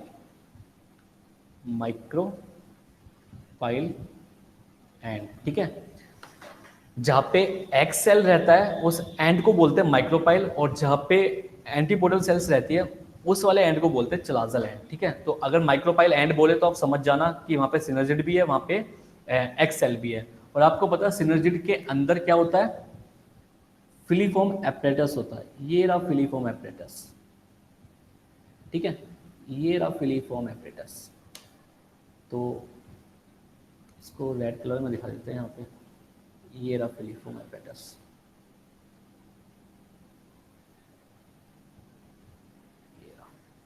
तो ये क्या है? फिलीफॉर्म एपरेटस, ठीक है। सेंटर पे 2 न्यूक्लियाई होते हैं, ये रहे, और इनको बोलते हैं पोलर न्यूक्लियाई। ये है पोलर न्यूक्लियाई, ठीक है। बच्चों आज डबल फर्टिलाइजेशन खत्म करेंगे, ठीक है। तो कोई ये मत बोल देना कि नहीं नहीं सर टाइम हो गया है, तो चाहे टाइम हो या ना हो, may be half an hour लग जाए हमें। तो ये है फिलीफोम एपरेटस, ये सिनर्जिड हो गया, ठीक है। और हम इस वाले एरिया को, ये जो एरिया है, ये जो एरिया है ये वाला जो आपको एरिया दिखाई दे रहा है येलो कलर में, जहाँ पे सिनर्जिड सेल है, जहाँ पे एक्स सेल है, ठीक है, इस वाले एरिया को हम बोलते हैं, इस वाले एरिया को हम बोलते हैं, क्या बोलते हैं हम? एग एपरेटस, ठीक है। ये जो एरिया है, इस पूरे एरिया को हम क्या बोलते हैं? Egg apparatus. ध्यान से सुना सारी बातें, ठीक है। ये फिलीफोम हो गया, ये एक्स सेल हो गया, ये सिनर्जिड सेल है, ठीक है, ये पोलर न्यूक्लियाई हो गया, और ये एंटीपोटल सेल्स ऊपर की साइड, और ये जो पूरा का पूरा एम्ब्रियो सैक बनाया मैंने, ये 7 सेल एंड 8 न्यूक्लिएट स्ट्रक्चर है पूरी की पूरी, और ये पॉलीगोनम टाइप का है, ठीक है। अभी और जो ये आपको दिखाई दे रहा है, ये जो मेम्ब्रेन है, ये किसकी, ये कौन सी मेम्ब्रेन है? ये है एम्ब्रियो सैक मेम्ब्रेन, ठीक है। तो मैंने अभी आपको क्या बताया, सिर्फ मैंने आपको फीमेल पार्ट का डायग्राम दिखाया है, ठीक है। उसके अंदर मैंने ओवरी के अंदर ओव्यूल दिखाया, ओव्यूल के अंदर मैंने एम्ब्रियो सैक दिखाया। एम्ब्रियो सैक किस टाइप का? पॉलीगोनम टाइप है, 7 सेल एंड 8 न्यूक्लिएट स्ट्रक्चर है। इस पर मैंने 2 एंड दिखाए हैं, चलाजल एंड माइक्रोपाइल एंड। तो ये वाला जो एंड हो गया, ये चलाजल एंड हो गया, और ये वाला एंड जो हो गया वो माइक्रोपाइल एंड हो गया। अंदर जो स्ट्रक्चर होगी वो ये वाली स्ट्रक्चर है, तो इसी की हम बात कर रहे हैं। तो यहाँ पे कैसे स्ट्रक्चर है? एंटीपोडल सेल्स है, 2 सिनर्जिड सेल है, और 1 एक्स सेल है, और सेंटर पे सेंटर सेल है। ये जो सेंटर पे सेल है, इनको क्या बोलते हैं? इसको हम सेंटर सेल ही तो बोलते हैं। सेंटर सेल पे प्रेजेंट है 2 पोलर न्यूक्लियाई, ये 2 पोलर न्यूक्लियाई है, ठीक है। और सिनर्जिड सेल के अंदर क्या है? फिलीफोम एपरेटस है। अगर मैं ये जो एरिया है येलो कलर में जो मैंने एरिया दिखाया है, ये वाला एरिया, तो ये जो एरिया है ये है एग एपरेटस, ठीक है। एग एपरेटस के अंदर 2 सिनर्जिड सेल होती है और 1 एग सेल होती है। तो एग एपरेटस की बात करते हैं अभी हम, तो एग एपरेटस के बारे में। तो ये जो एग एपरेटस है, present towards the micropyle of the ovule, ठीक है। माइक्रोपाइल की साइड पे ही प्रेजेंट है, ठीक है। जो चलाजल जो माइक्रोपाइल एंड है वहीं पे तो प्रेजेंट है ये एग सेल वगैरह और सिनर्जिड सेल वगैरह, ठीक है। पहला पॉइंट तो ये हो गया। सेकंड पॉइंट ये हो गया, जो एग एपरेटस है made up of 3 cell, 3 cells से मिलके बना हुआ है, ठीक है। कौन कौन सी 3 सेल है? ठीक है, देखते हैं। 1 एग सेल से मिलके बना हुआ है एंड 2 सिनर्जिड सेल से मिलकर बना हुआ है। 2 सिनर्जिड सेल से मिलके बना हुआ है और 1 एग सेल से बना हुआ है। और आपको पता है सिनर्जिड सेल के अंदर क्या चीज प्रेजेंट होती है? ये क्या लेके रखता है? बियर्स फिलीफॉर्म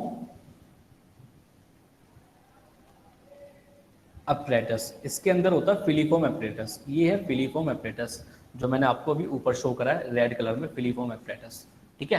तो सिनर्जिड सेल के अंदर ही होता है फिलीफॉर्म एपरेटस। इस पूरे एरिया को बोलते हैं हम एग एपरेटस। अब पहले देख लेते हैं फिलीफॉर्म एपरेटस का काम क्या होता है। वैसे तो मैंने आपको ये लिखवा रखा है फिलीफॉर्म एपरेटस का काम क्या होता है। फिलीफॉर्म एपरेटस का काम होता है, एक तो ये गाइड करता है, क्या चीज गाइड करता है? कौन बताएगा इसका फंक्शन? कौन बताएगा?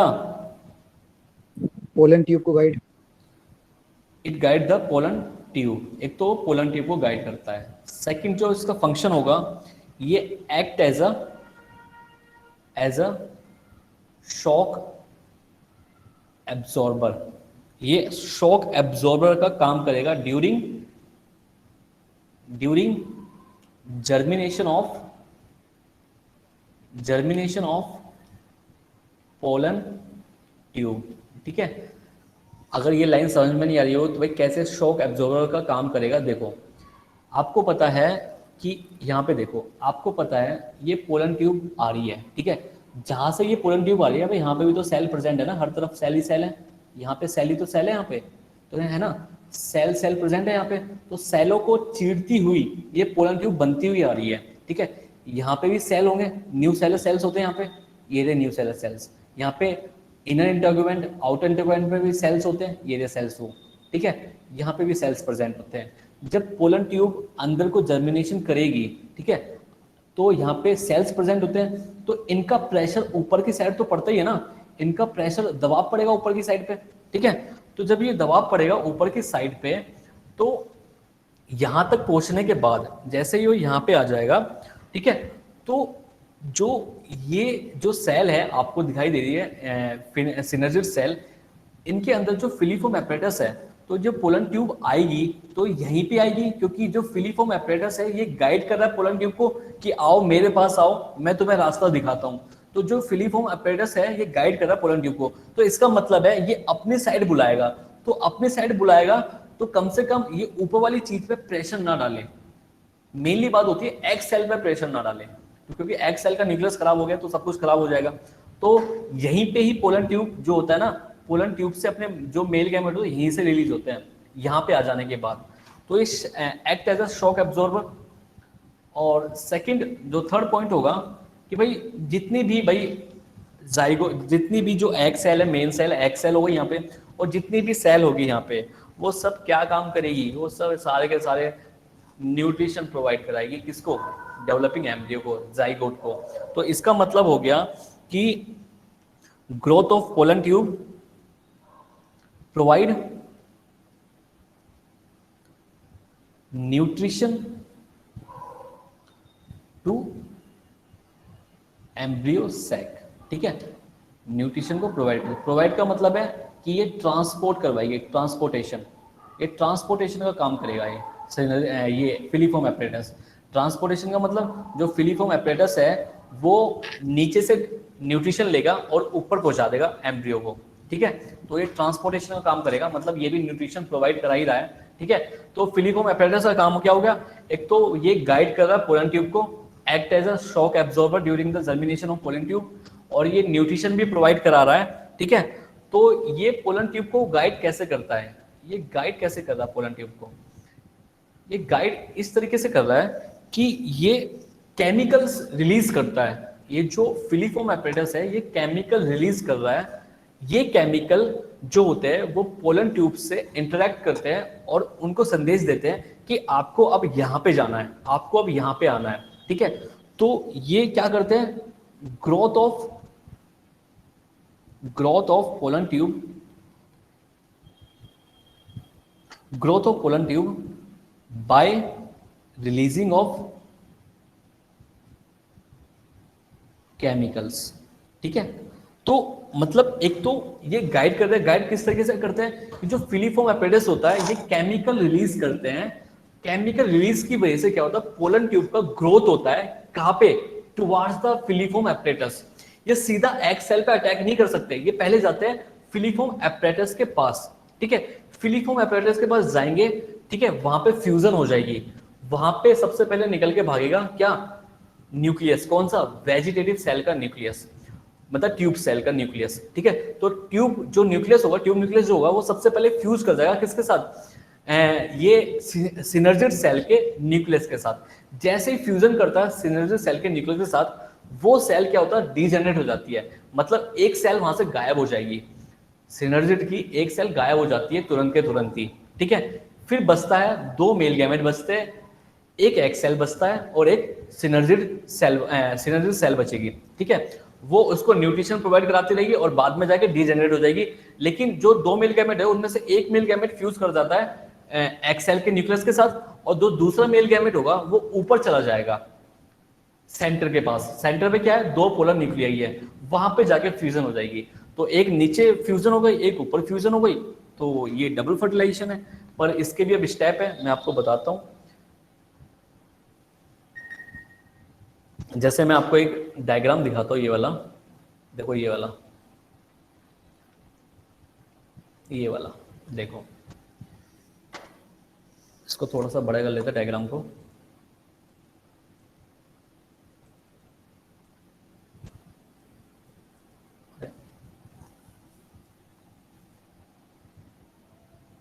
चलो, आपको दिखाई दे रहा होगा यहाँ पे एक मेल गैमेट तो ये रहा,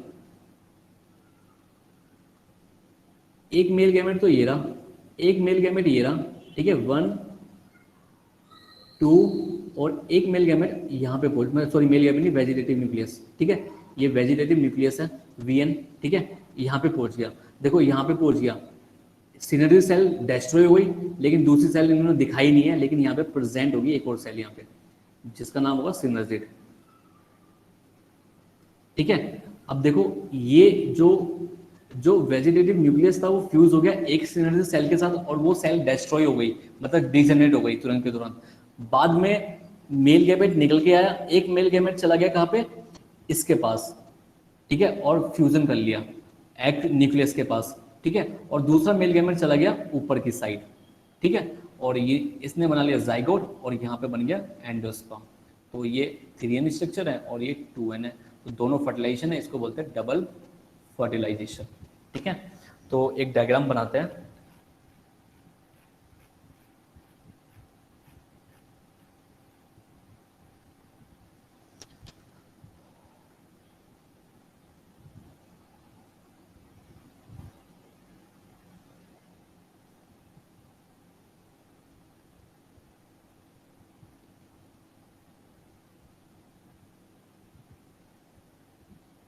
ये जो डॉट डॉट में है, ये है एक्स सेल, ठीक है, और ये है सिनर्जिड सेल, ठीक है, ये सिनर्जिड सेल है, और यहां से आ रहा पोलन ट्यूब, और यहाँ पे प्रेजेंट है फिलीफॉर्म एपरेटस, ये रहा फिलीफॉर्म एपरेटस, इसको मैं येलो से दिखा देता हूँ, ये रहा फिलीफॉर्म एपरेटस, ये रहा फिलीफॉर्म एपरेटस। जरूरी नहीं है जो फिलीफॉर्म एपरेटस है वो सिनर्जिड सेल के अंदर की साइड हो, ठीक है, वो बाहर की साइड निकला रहता है। जैसे फिम्ब्रियाई होता है ना, फीमेल ह्यूमन फीमेल के जो पार्ट में फिम्ब्रियाई होता है वो बाहर की साइड होता है ना, ताकि वो कैच कर सके ओवम को। ऐसे ये बाहर की साइड होता है ताकि ये इंटरेक्शन कर सके पोलन ट्यूब से। तो यहां से ये पोलन ट्यूब आ रही है, इसको थोड़ा सा और नीचे से दिखाते हैं।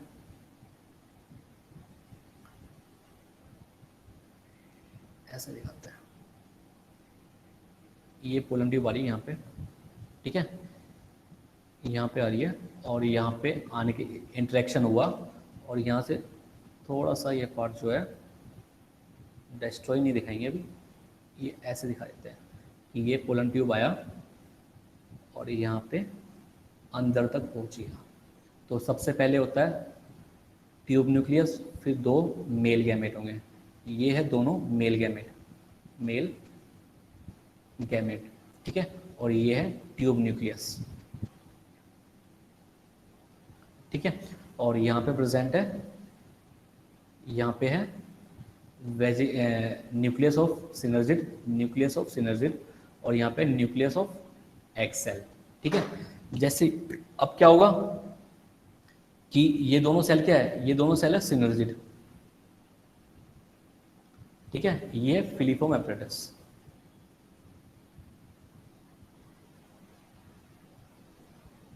ठीक है। तो जरूरी नहीं है कि फिलीफॉर्म एपरेटस क्या होगा, ये सिर्फ इसके सेल के अंदर ही हो, ये बाहर की साइड तक एक्सटेंड करता है ये, ठीक है।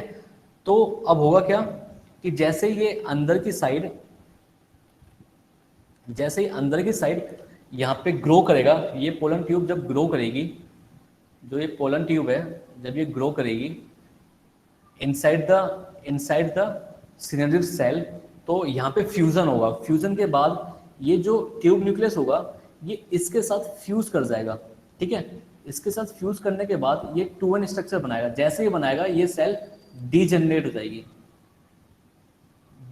जाएगी। इसका मतलब है कि synergid cell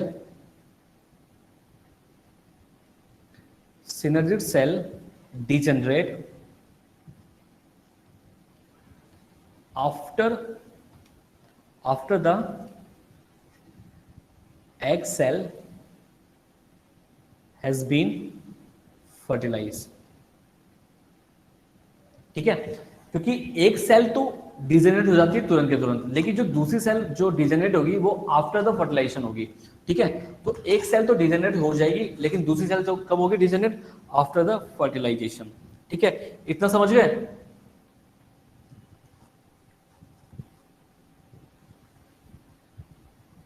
भाई इतना समझ गए क्या?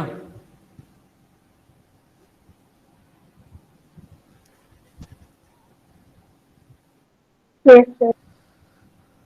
ठीक है, तो अब चलते थोड़ा सा और आगे हम। सर अभी हुआ नहीं है। अच्छा हुआ नहीं अभी? ठीक है, ये लो, यहाँ पे ये एक स्ट्रक्चर गायब हो गई।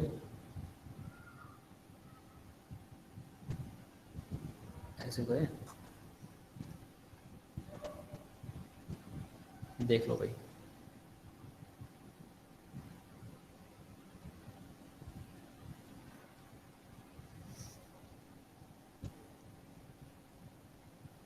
हो गया?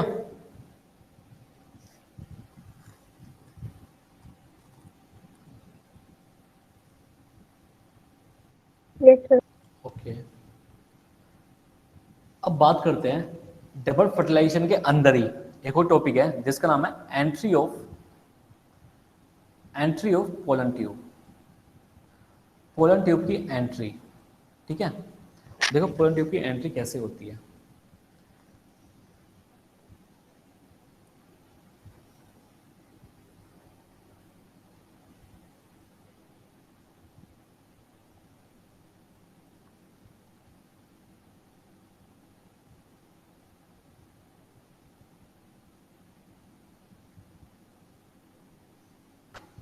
ये फीमेल पार्ट है। ठीक है, यहाँ पे प्रेजेंट है क्या? Male gamete. ठीक है, ये है पोलन ग्रेन। ठीक है, इसको यहाँ पे ना लिखे, यहाँ पे लिख देते हैं, यहाँ पे लिख देते हैं पोलन ग्रेन। ठीक है, अब क्या होगा कि यहाँ पे आप लोगों को पता है कि यहाँ पे प्रेजेंट है क्या? यहाँ पे प्रेजेंट है हमारा ओव्यूल। ये रहा ओव्यूल हमारा।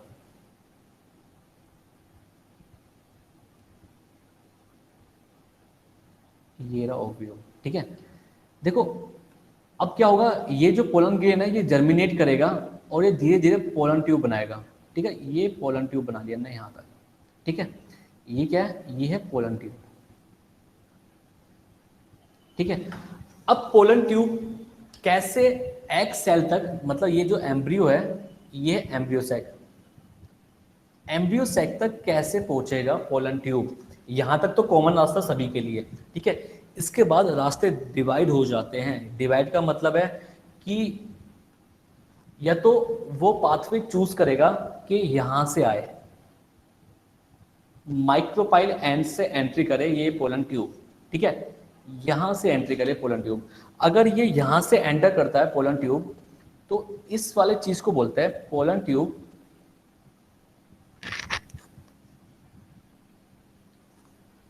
इसको यहां पे ना लिख के,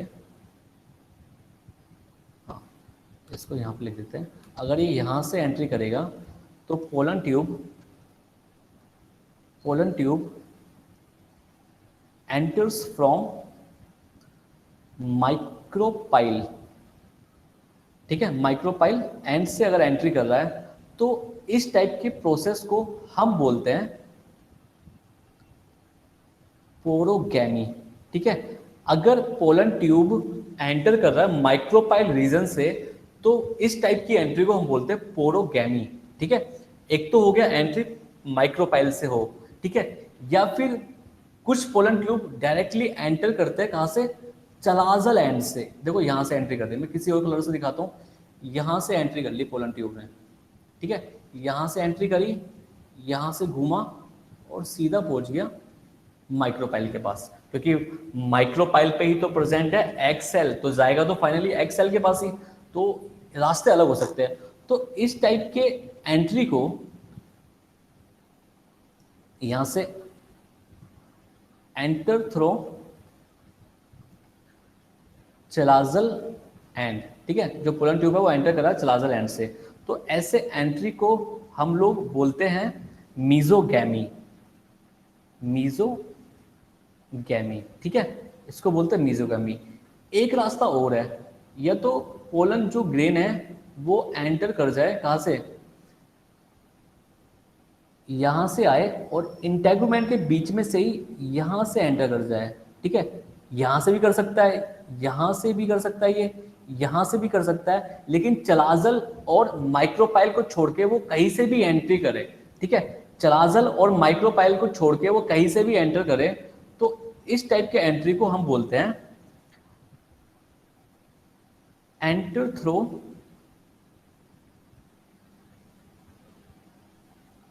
any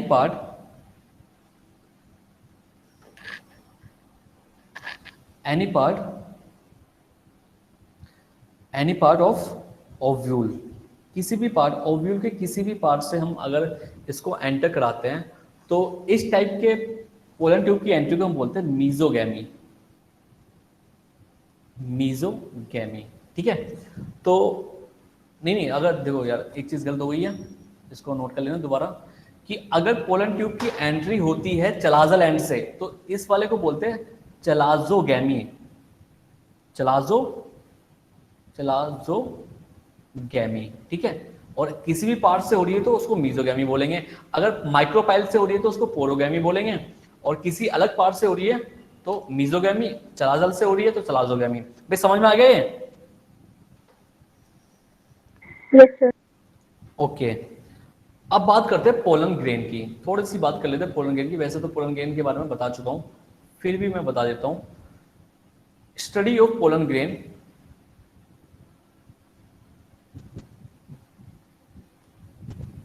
study of pollen grain को हम बोलते हैं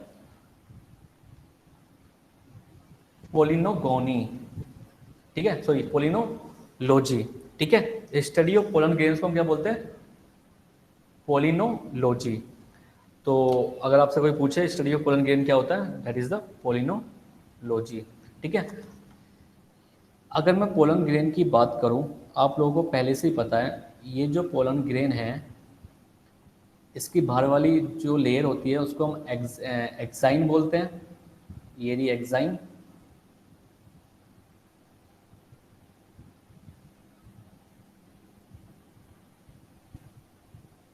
ठीक है, ये है एक्साइन, और ये इनर मोस्ट जो लेयर है इसको हम बोलते हैं इंटाइन, ये आप लोगों को पहले से ही पता है, ठीक है।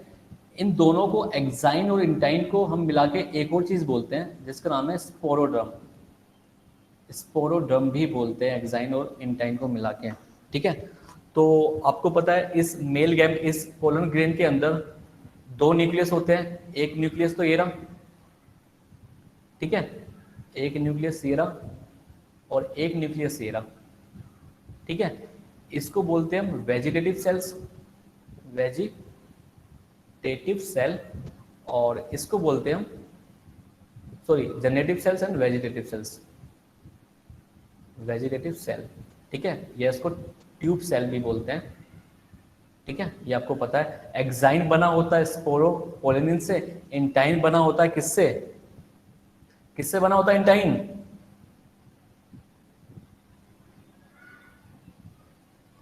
Pectin and cellulose, cellulose and हाँ, पेक्टिन। पैक्टिन और सेलुलोज से मिलके बना होता है इंटाइन, और एक्साइन बना होता है स्पोरोपोलिनिन से। आपको देखो 3 गैप दिखाई दे रहे हैं यहाँ पे, ये है जर्म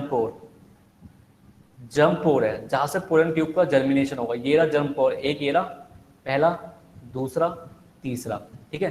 तो मतलब इस जो मैंने ये पोलन ग्रेन बनाया है इसके अंदर 3 जर्म पोर है, इसका मतलब ये है, तो इस पोलन ग्रेन के अंदर 3 जर्म पोर प्रेजेंट है, ठीक है, इस पोलन ग्रेन के अंदर 3 जर्म पोर प्रेजेंट है।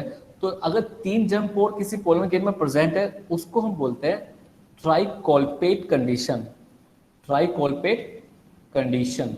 अगर किसी पोलन ग्रेन के अंदर एक ही जर्म पोर हो तो इस कंडीशन को हम बोलते हैं मोनोकोल्पेट। मोनोकोल्पेट कंडीशन। ठीक है, अगर 3 हो तो ट्राई, 2 हो तो डाई, अगर एक कंडीशन एक वाला हो जंप पोर वाला तो मोनोकोल्पेट। तो मिनिमम एक तो होना ही होना है। ठीक है, तो सर यस, सर अगर एक पोलन ग्रेन के पास 3 जम्पर है तो क्या वो 3 पोलन ट्यूब बना सकता है? नहीं, एक जो देखो, अगर पोलन ग्रेन जो है वो लैंड कर दिया, स्टिग्मा पे लैंड कर गया, ठीक है, तो एक साइड से पोलन ट्यूब निकालेगा ना वो तो, या उसको घूम के दोबारा एक और पोलन ट्यूब निकाल देगा? नहीं, तो एक ही साइड से जर्मिनेशन होता है ना। अगर वो पोलन ट्यूब, देखो फिर दोबारा से मैं आपको समझाता हूँ एक चीज। अगर ये पोलन ट्यूब है, मान लेते हैं ये रहा पोलन ट्यूब, ठीक है, और ये रहा पोलन ट्यूब, और इसके बाहर है एक्साइन, ये रही एक्साइन, इसके पास दोबारा से 3 ये है, ठीक है, 3 जंप पोर है, पहला, दूसरा एंड तीसरा। ठीक है, तो अब देखो अगर ये यहाँ से पोलन ट्यूब बनाना स्टार्ट करेगा, ठीक है, इसका मतलब उसका न्यूक्लियस तो यहाँ पे आ गए तीनों के तीनों, तो ये जो होगा ना, ये जो बाहर का वाला एरिया हुआ ये तो खत्म ही हो जाएगा ना धीरे धीरे। ठीक है, ये तो खत्म हो जाएगा धीरे धीरे, ये तो डीजेनरेट हो जाएगा। तो यहाँ पे एक पोलन ग्रेन से कई सारी पोलन ट्यूब बनाना पॉसिबल नहीं है, एक ही पोलन ट्यूब बनती है एक पोलन ग्रेन से, लेकिन कई सारी पोलन ट्यूब बन सकती है अलग अलग पोलन ग्रेन से एक फीमेल पे। ठीक है, Yes, sir. ठीक है भाई, समझ में आ गया? तो सर जब Yes, sir. जब एक पोलन ट्यूब आ जाएगी तो उसके बाद मतलब ऐसा हो सकता है कि बाकी पोलन से पोलन ट्यूब आ जाए? हाँ, और हो सकता है, हो सकता है, सही कह रहे हो आप, बिल्कुल हो सकता है। ठीक है, तो फिर अगर तो वो पॉलीप्लॉइड ही हो जाएगी। नहीं नहीं, सुनो तो सही, ऐसे कैसे? आगे एक्सेप्टेशन नहीं होगा ना, आगे जर्मिनेशन नहीं होगा उसका। मान लेते हैं इस वाले फीमेल पे एक पोलन ट्यूब, एक पोलन के नहीं, ये रहा, एक ये रहा, एक ये रहा, एक ये रहा, ठीक है, और यहाँ पे ये दोनों के, ये सारे के सारे, ये सारे पहला, दूसरा, तीसरा, चौथा, 4 पोलन ग्रेन के ग्रेन ये सेल्फ इनकम्पैटिबिलिटी भी शो कर रहे हैं, मतलब डिफरेंट टाइप की पोलन, मतलब प्रोटीन शो कर रहे हैं। ठीक है, तो डिफरेंट टाइप की पोलन प्रोटीन शो कर रहे हैं। तो यहाँ पे क्या होगा, ये पोलन ट्यूब बन गया, यहाँ से ये भी पोलन ट्यूब बन गया, यहाँ से ये भी बन गया, यहाँ से ये भी बन गया, लेकिन जो अंदर की साइड, ये मान लेते हैं ये रहा, ये जो मेल गैमेट है यहाँ पे, ये तो एक ही है, अंदर एक ही एग सेल है और 2 पोलर न्यूक्लियाई है। ठीक है, तो सिर्फ एक ही मतलब एक ही मेल गैमेट से ये जो फीमेल गैमेट है फ्यूज हो सकता है। ठीक है, अगर ये क्या होगा कि यहाँ से पोलन ट्यूब बन के आ रही है, यहाँ से भी आ रही है, ठीक है, यहाँ से भी आ रही है, तो ये धीरे धीरे आगे आने के बाद अगर यहाँ तक जो पहली पोलन ट्यूब पहुंच जाएगी वही फर्टिलाइजेशन में भागीदार बनेंगे, बाकी के बाकी सारे के सारे पोलन ट्यूब डीजनरेट हो जाएंगे बाद में। ठीक है, मतलब रिजेक्शन हो जाता है उनका।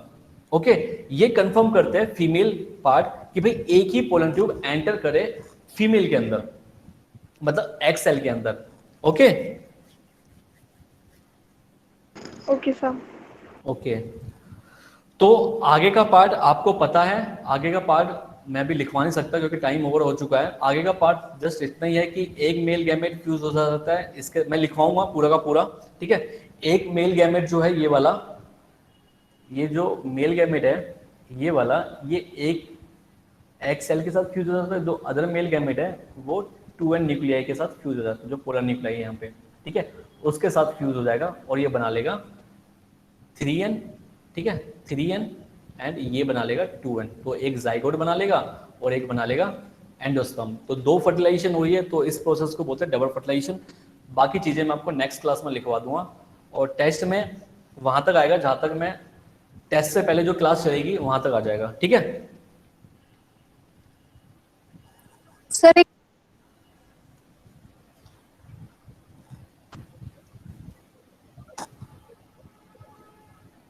हेलो, सर हाँ हाँ बोलो, एक डाउट है। हाँ बोलो। लास्ट क्लास में टी आपकी और आप आपकी आवाज कट रही है मुझे। सर आपने लास्ट क्लास में इनकम्पैटिबिलिटी बताई थी हमें, यस उसके आपने 2 टाइप्स बताए थे, ये sorry interspecific and intraspecific. Yes yes. तो सर एक बार वो फिर से बता दीजिए प्लीज। हाँ मैं बता रहा हूँ, एक मिनट मैं उस टॉपिक को निकाल देता हूँ ताकि अच्छे से आपको समझ में आ जाए, क्योंकि ये इसमें है मेरे ख्याल से। ये रहा, ठीक है। देखो, सेक्सुअल इनकम्पैटिबिलिटी को हम इंटर स्पेसिफिक और इंटर स्पेसिफिक से भी डिनोट करते हैं। मतलब शायद वो प्लांट जो होगा वो इंटर भी हो सकता है और इंट्रा भी हो सकता है, ठीक है। इंटर स्पेसिफिक का मतलब है, सबसे पहले इंट्रा देख लेते हैं। इंट्रा का मतलब है कि पोलिनेशन प्रिवेंट हो रही है डिफरेंट स्पीसीज के बीच में, prevent pollination between different species. देखो डिफरेंट स्पीसीज का मतलब यहाँ पे क्या हो गया, अगर ये मान लो कि ये वाला मेल और ये वाला फीमेल, ये मेल है ये मैंगो फैमिली से है, और ये जो फीमेल है ये है किसी और फैमिली से, कोई भी नाम ले लो, ठीक है, सिट्रस फैमिली ले लेते हैं, ठीक है। ये है सिट्रस से और ये है मैंगो से, एक है नींबू वाली फैमिली से, एक है आम की फैमिली। क्या इन दोनों के बीच में पोलिनेशन हो सकता है? बताओ मुझे। सर नहीं हो सकता ना। इसका मतलब है इस फीमेल के अंदर self intra specific incompatibility show हो रही है कि भाई डिफरेंट डिफरेंट स्पीसीज के बीच में पोलिनेशन नहीं हो सकता, ठीक है। That is the intra specific. अगर अब बात करते हैं कि अगर दोनों ही मैंगो के फ्लावर हो, मेल भी मैंगो है फीमेल भी मैंगो है, ठीक है, मेल भी मैंगो है फीमेल भी मैंगो है, ठीक है। अब बात करते हैं ऐसे वाले प्लांट की जहां दोनों ही मैंगो के हैं, मेल वाला जो है वो भी मैंगो से, फीमेल वाला भी मैंगो से, लेकिन फिर भी पोलिनेशन प्रिवेंट हो रही है। अगर मान लेते हैं कि मैंगो जो है वो बाइसेक्सुअल फ्लावर है, ठीक है, बाइसेक्सुअल है, मतलब फीमेल भी पास में ही है और फीमेल भी पास में ही है, तो मोस्ट प्रोबेबली इन दोनों में सेल्फ पोलिनेशन होगा, ठीक है। लेकिन जो ये फीमेल पार्ट है ये सेल्फ पोलिनेशन नहीं करना चाह रहा, ठीक है, ये सेल्फ पोलिनेशन इसमें हो नहीं रही है। तो होता क्या है कि जो भी इस वाले मेल से यहाँ पे पोलन ग्रेन आएगा तो यहाँ पे वो जर्मिनेट नहीं कर पाएगा, है ना, क्योंकि ये वाला फीमेल है इसको एक्सेप्ट नहीं करेगा, इसको रिजेक्ट कर देगा। तो अगर इसको रिजेक्ट कर रहा है इसका मतलब है ये फीमेल वाला शो कर रहा है इंटर स्पेसिफिक कंपैटिबिलिटी, ठीक है। सर जो आपने पहला केस बताया था मैंगो और सिट्रस वाला, उसे इंटर स्पेसिफिक होना चाहिए ना, क्योंकि वो 2 स्पीशीज के बीच में है। नहीं नहीं नहीं, जैसे इंटर का मतलब 2 अलग अलग स्पीशीज के बीच का होता है। सर मुझे यही कंफ्यूजन थी कि इसको इंट्रा क्यों बोला है। चलो आप एक काम करना कि आपके पास कोई एक्स्ट्रा बुक हो या इंटरनेट का यूज हो आपके पास, तो उससे चेक करना एक बार जो मैंने लिखवाया ये वाकई में ऐसा होता है नहीं होता है, ठीक है। ओके ओके ओके, तो मुझे भी थोड़ा क्लियर हो जाएगा। मे बी आप सही कह रही हो लेकिन फिर भी आप चेक करना, है ना। Yes sir. ओके, तो आज की क्लास यहीं पे खत्म करते हैं। किसको और डाउट हो तो वो पूछ सकता है वरना जा सकता है। और टेस्ट में जहां तक मैं लास्ट क्लास में, अगर मेरी 14 तारीख को भी क्लास हो गई है तो मैं 14 का भी टॉपिक दे दूंगा उसके अंदर।